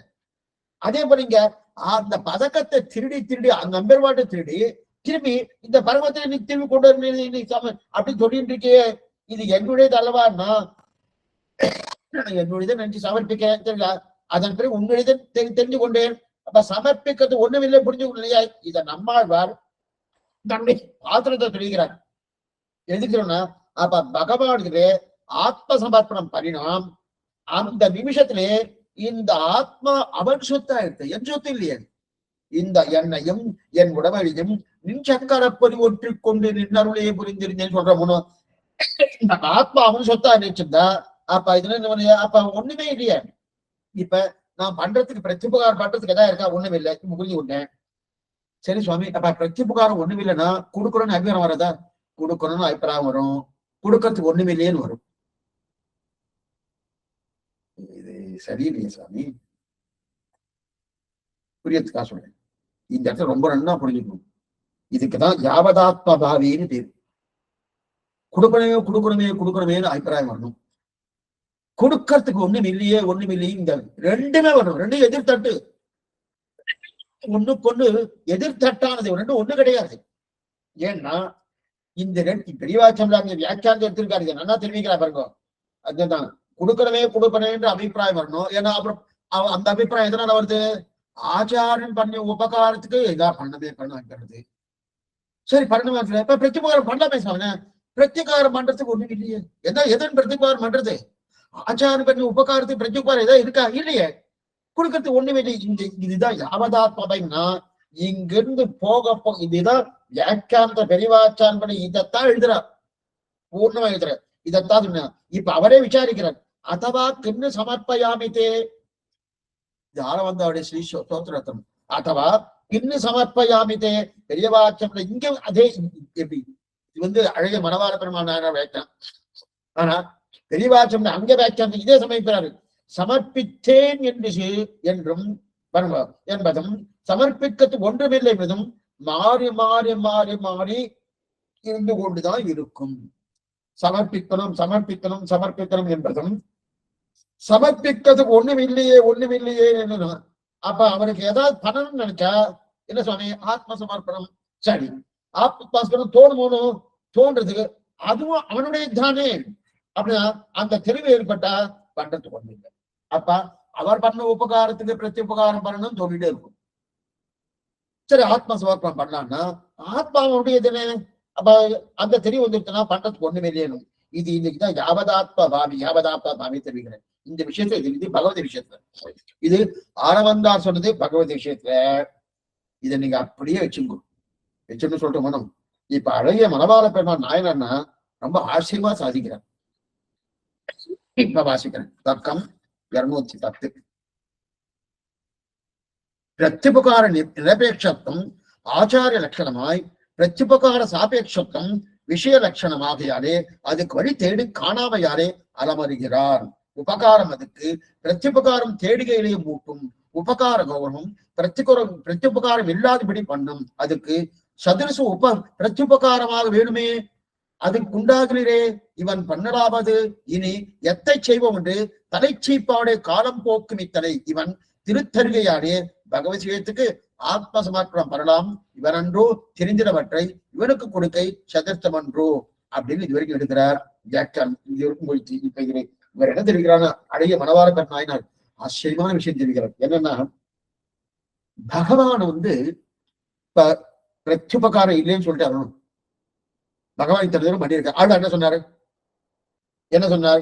இதுவும் அங்கு ஆங்கமம் தன்னது செய்வது ஒன்றுமில்லை இங்கும் அங்கம்ட்டார். அப்ப அவன் பகவான் பண்ண உபகாரத்து பிரத்யுபகாரம் இல்லைன்னு சொல்லிட்டார். பெரியவாச்சான் இல்லைன்னு சொல்லிட்டார். நம்பில்லையும் இல்லைன்னு சொல்லிட்டார். இப்ப அதை மீறி அழகிய மனபால பெருமான் நாயனார் பகவானுக்காவது பிரத்யுபகாரம் உண்டே தவிர ஆச்சாரியனுக்கு இல்லைன்றார். இது உண்மை இல்லை. இங்கதான் ஜாகிரதையா கேட்கணும். இந்த மாதிரி விஷயங்கள்லாம் நல்ல கிரந்த காலட்சேபத்தை தான் கேட்க முடியும், வேற எங்கேயுமே கேட்க முடியாது. அடி சொல்றதுக்காக இதை சொல்லல. இது சொல்றதுன்னா பிரத்யுபகாரம் நம்பில இல்லைன்னு சொல்லிட்டார். பெரியவாச்சாரம் இல்லைன்னு யாரு? பகவான் விஷயத்துல. இப்ப என்ன சொல்ற? ஆமா, பகவான் விஷயத்துல பிரத்யுபகாரம் கொடுத்தாலும் கொடுக்கலாம், ஆச்சார விஷயத்துல கொடுக்க முடியாது. அப்படின்னா அவ சொன்ன வியாக்கியானத்துக்கு கொஞ்சம் மாறுபட்ட கருத்து வருது சுவாமி. இல்ல, பகவானும் கொடுக்க முடியாது, அதுவாரி தேவல ஆச்சாரம் கொடுக்க முடியாதுன்ற இது ரெண்டாம் பட்சமா இருக்கு. அப்பனா என்ன? அங்க ஏதோ நடுவுல ஏதோ இருக்கு, என்ன இருக்குன்னு பாக்கணும் பாருங்க. அதான் தெரிஞ்சுக்கலாம். நாயனார் வியாக்கியானத்தில் அழகா செய்கிறார். பெருமாள் விஷயத்தில் கூட ஆத்ம சமர்ப்பணம் பண்ணலாம் அப்படின்னு ரொம்ப ஜாகிரதையா கேட்கணும். கேட்டு முடிச்சதுக்கு சந்தேகம் தான் கேட்கலாம். பெருமாள் விஷயத்துல கூட ஆத்ம சமர்ப்பணம், ஆனால் ஆழ்வார் விஷயத்தில் ஆத்ம சமர்ப்பணம் பண்ண முடியாது. இப்ப புது நியாயம் கற்பிக்கிறோம், அவதான் முடியாதுன்ட்டான். இவர் புது நியாயம் கற்பிக்கிறார். என்ன சுவாமி, பெரியவாள் விஷயத்துல பண்ண முடியாது தானேன்னா, ஏன்னா அந்த சொத்து அவனுடைய தானேன்னா அந்த சொத்தில் அவரிடத்தில் திரும்ப பெறுவரம்னா அது ஒன்று தானே. ஆனா இங்கே சாக்கு சொல்லணும் அப்படின்னு என்ன அர்த்தம்னா, பெருமாள் விஷயத்திலேயாவது நம்ம ஒரு சாக்கு சொல்லலாம். என்ன சாக்கு? சுவாமி பிரத்யுபகாரம் பண்றதுக்கு உண்டான வாய்ப்பு இருக்கு சுவாமி, பண்ணலாம் அப்படின்னு சாக்கு சொல்லலாம். ஆனா ஆச்சார விஷயத்த மாதிரி சாக்கு சொல்ல முடியாது. அப்ப பெருமாள் சொத்து இல்லையா? ஆமா, பெருமாள் சொத்தை ஒத்துக்கிறேன். ஆனால் இப்ப என்ன சமா கேட்கிறாரு? இப்ப இப்படி வச்சுப்போம். அழகிய மனபால பெருமாள் நாயனா நம்ம முன்னாடி வந்து இருக்கிறார். நாமெல்லாம் சுத்திட்டோம். இப்ப எத்தனை பேரும் அத்தனை பேர் சுத்தி இப்படி ஒன்றும் தவறு கிடையாது, நல்லா பேசலாம். அவர் நின்றுட்டு இருக்கார். அவர் என்ன சொல்றாரு? பெருமாள் விஷயத்தையாவது பிரத்யுபகாரம் பண்ணலாம், ஆழ்வார் விஷயத்த பிரத்யுபகாரம் பண்ண முடியாது, ஆச்சார விஷயத்துல பண்ண முடியாதுன்னு சொல்லிட்டார். அது என்னமா சுவாமி நீங்க சொல்லிட்டு நம்பில சொல்லியிருக்கார், பெரியவாச்சன் பிள்ளை சொல்லியிருக்கார் அப்படின்னு இருக்கேன்னா, அதுக்கு அவர் என்னமா சொல்றாரு? பெருமாள் விஷயத்துல ஒரு சாக்கு சொல்லலாம், பிரத்யுபகாரம் பண்ணலான்னு, ஆச்சார விஷயத்துல பண்ண முடியாதுன்னு. சரி, இப்ப ஏன் அந்த வார்த்தை வந்துன்னா, இப்ப இந்த சிஷ்யனை திருத்தினது பகவானா ஆச்சாரியனா? ஆச்சாரம் தான் திருத்திருக்காரு. செயலன்றாக திருத்தி பண்ணிக்கொண்டான், பயனன்றாகிலும் பாங்கலராகிலும் செயலன்றாக திருத்தினான், ஆச்சாரம் தான் திருத்தினார். அப்ப பகவானால திருத்த முடியாதத இந்த ஆச்சாரம் திருத்தினார் இல்லையா? நல்லா பாத்துக்கோ. பகவானால் திருத்த நம்மால் இது மதுரையை தெரிவிக்கிறாரு. எதிர அவர் திருத்திருந்தா எப்பயே தெரிஞ்சிருக்கலாமே, திருத்த முடியலையே. அவரால் திருத்த முடியாததான் எங்க நம்மாழ்வார் திருத்தினார் சொல்லிட்டு தரணும். அப்ப பகவானால திருத்த முடியாததே இங்க நம்மாழ்வார் திருத்தினாரணும். இப்ப திருத்தினாரணும். இப்ப இந்த ஆத்மா யாருடைய சொத்து? ஆழ்வாருடைய சொத்தா பகவான் சொத்தா? என்னமா சுவாமி, பகவான் சொத்து. அப்ப பகவான் சொத்தை அவர் தான் திருத்திருக்கணும், ஏன் திருத்தல? சுவாமி இது கொஞ்சம் கஷ்டமா இருக்கு. நல்லா அப்புறம் ரெக்கார்டிங் கூட கேட்கல நீங்க. அப்ப பகவான் சொத்தன்னா சுவாமி, யாரோ ஒருத்தர் ஆத்மா ரட்சிக்கிறார். அப்ப அவர் சரியா ரட்சிக்கப்படலைன்னா யார சொல்வா? என்ன சுவாமி நீங்க சரியா ரட்சித்திருக்க வேண்டாமா கேட்டோம்னா, இப்ப பகவான் சொத்துன்னு இந்த ஆத்மா பகவான் சொத்தன்னா, அப்ப மதுரகவி ஆழ்வார யாரா ரட்சித்திருக்கணும்? யார் ரட்சிச்சிருக்கணும்? பகவான் தான் ரட்சித்திருக்கணும். ரட்சித்தாரா? இல்லையே. எங்க ரட்சித்தார்? இல்லையே. எப்ப அவர் ரட்சிக்கலையோ, ரட்சித்தது யாரு? நம்மாழ்வார் தான் ரட்சித்தார். எப்ப அவர் ரட்சித்தாரோ, இந்த ஆத்மா என்கிற சொத்து அவர்கிட்ட போயிடுத்து. யார்கிட்ட? நம்மாழ்வார்கிட்ட போயிடுத்து. இப்ப பகவான்கிட்ட இல்ல. என்னைக்குமே யார் ரட்சிக்கிறா அவர்கிட்ட தான் போயிடும். அவர்கிட்ட போயிடுச்சு. எப்ப அவர்கிட்ட போயிட்டோ, சொத்து அவர்கிட்ட போயிட்டணும். இப்ப சொத்து பகவானுடைய இல்ல. ஜாகிரதையா கேட்கணும். நீங்க இதை நீங்க தப்பா புரிஞ்சுட்டேன்னா சம்பிரதாயமே தப்பாயிடும். அதுதான் ஜாகிரதா சொன்னீங்க. இப்ப என்னன்னா, இப்ப இந்த சொத்து ஆத்மா என்கிற சொத்து இதை ரட்சித்தது நம்மாழ்வார். அப்ப ஆத்மா என்கிற சொத்து நம்மாழ்வார் அவருக்கு ஆயிடுத்து, இவருக்கு ஆயிடுத்து. அப்ப நம்மாழ்வார் வாங்கின அப்ப பகவான்ல இந்த சொத்து இல்லையே. அப்ப இப்ப ஆச்சாரத்தை நம்ம சமர்ப்பிக்கணும்னா இப்ப என்ன சொன்னோம், ஆச்சாரியன்ட்ட சமர்ப்பிப்பதற்கு எந்த ஆத்மா ஆச்சாரியன் சொத்து ஆயிடுத்து. அப்ப ஆச்சாரியனுக்கு பிரத்யுபகாரம் பண்றதுக்கு எதுவுமே இல்லை. முயல்கின்றேன் உந்தன் மொழிகாரர் கண்மையேன் தெரியுது. ஏன்னா பண்ண முடியாது. ஏன்னா இது ஆழ்வார்த்தனை திருத்திருக்காரு. எப்ப நம்மாழ்வார் திருத்தினாரோ இந்த ஆத்மா அவர் சொத்து ஆயிடுச்சு. இப்ப பகவான் சொத்து இல்லையா சுவாமி? திருத்தலையே, அவர் திருத்தலையே. கடைசியில இதெல்லாம் மாத்த போறேன், இன்னைக்கே முடிச்சு விடு, எல்லாத்தையும் மாத்த போறேன். அவர் திருத்தலையே சுவாமின்னா, திருத்தாத யார் திருத்தினாலோ அவ சொத்துதுன. அப்ப நம்மாழ்வார் சொத்து ஆயிடுச்சு. எப்ப நம்மாழ்வார் சொத்து ஆயிடுச்சோ இப்ப பகவானுடைய சொத்து இல்லைன்னு தோணும். என்ன பண்ணுவோம், இந்த ஆத்மா பகவானுடைய சொத்து இல்லைன்னு தோணும். எப்ப நம்மாழ்வார் சொத்து ஆயிடுச்சோ அப்ப எப்ப பகவானுடைய சொத்து இல்லைன்னு ஆயிடுச்சோ அப்ப அவர்கிட்ட கொண்டு போய் சமர்ப்பிக்கணும். அப்ப இந்த ஆத்மாவை பகவான்கிட்ட கொண்டு போய் ஏன்னா இதுக்குதான் சாக்குன்னு பேர். ஒரு இது உண்மை கிடையாது. ஏன்னா பெரியவாச்சான் பிள்ளையும் நம்பிள்ளைகளுடைய வீட்டுல அது முடியவே முடியாது, பிரத்யுபகாரம் முடியாது. பகவான் விஷயத்த பகவானுக்கு தான் சொந்தம் சொல்லிட்டாரு. ஆனா புதுசா ஒரு நியாயம் கற்பிக்கிறாரு நாயனா இருக்கும். நல்லா இருக்கு பாருங்க அந்த நியாயம். என்னென்ன நிர்ணயிக்கன்னா, அவர் தான் சுவாமி, அவர் சொத்தம்னா அவர் தான் ரட்சிச்சிருக்கணும்.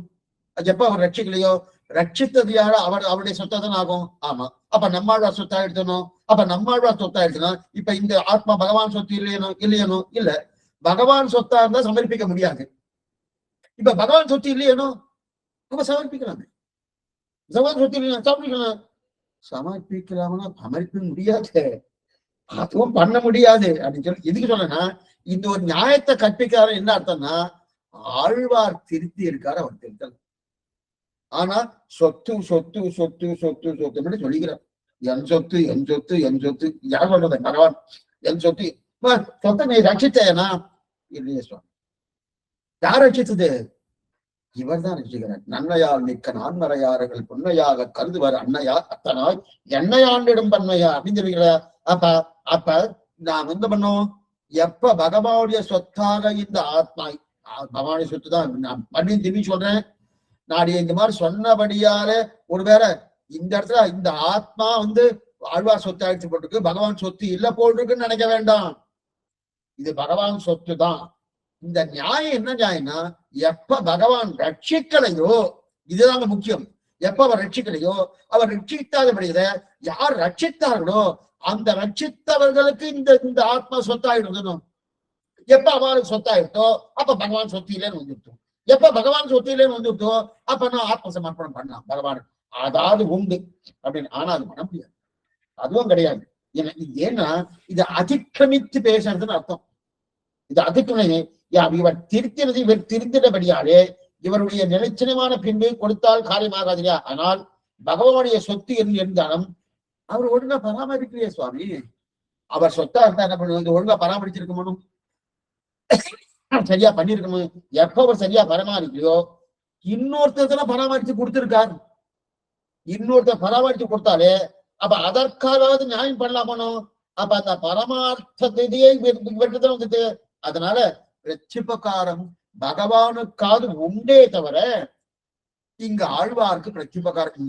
இங்க முக்கியமான நிலை என்னன்னா, பகவானுக்காவது பிரத்யுபகாரம் பண்ணுவதற்கு உண்டான வாய்ப்புகள் இருக்கு. வாய்ப்புகள் இருக்குன்னா இல்லை அது மறுபடியும் திரும்பி திரும்பி சொல்லிட்டு இருக்க, வாய்ப்பே கிடையாது. ஆனா இந்த நியாயத்தின்படி பார்த்தா ஏதோ ஒரு முறையை ஒட்டிட்டு இருக்க மாதிரி இருக்கு. ஆனா அது கூட ஆச்சாரிய விஷயத்துல இல்லை. ஏன்னா ஆச்சாரியன் திருத்திருக்காங்க. ஆச்சாரியன் இந்த சொத்து அவனுடைய தானே. அப்படின்னா சரீரம் அர்த்தம், சரீரம் அர்த்தம் பிராணத்தை சத்குருப்யோ நிவேதையேது. சரீரம் அர்த்தம் பிராணஞ்ச சத்குருப்யோ நிவேதையேது சாஸ்திரமே சொல்லிருக்கியா. சரீரம் என்ன, அர்த்தம் என்ன, பிராணம் என்ன. இந்த சரீரமும் ஆச்சாரம் இது. அர்த்தம் என்று சொல்லிய சொத்து ஆச்சாரம் இது. சொத்து என்னது? அசையும் சொத்து, அசையா சொத்து, அது ஆச்சாரம் இது. அது அர்த்தம் பிராணம். இந்த ஆத்மாவும் ஆச்சாரத்தை வெளியே சொன்னோம். அப்படி இருக்கச்சது சிவருக்கு எங்க சுவாமி இருக்குன்னா இந்த இந்த நியாயத்தாலே சொல்லிட்டு இருக்காரு. ஆனா ஒன்னும் கிடையாது. என்ன பகவானுக்கும் பிரத்யுபகாரம் பண்ண முடியாது ஆச்சாரியன். அப்ப ஏன் சுவாமி எடுத்தாருன்னா ஆழ்வார் வைபவம் சொல்லணுமோனும் அவரை ஒரு படி இறக்கணுமோனும் இறக்கணும்னா ஏன்னா அவர் சொத்துன்னு சொன்னா சொத்தை காப்பாத்துலையே சுவாமி.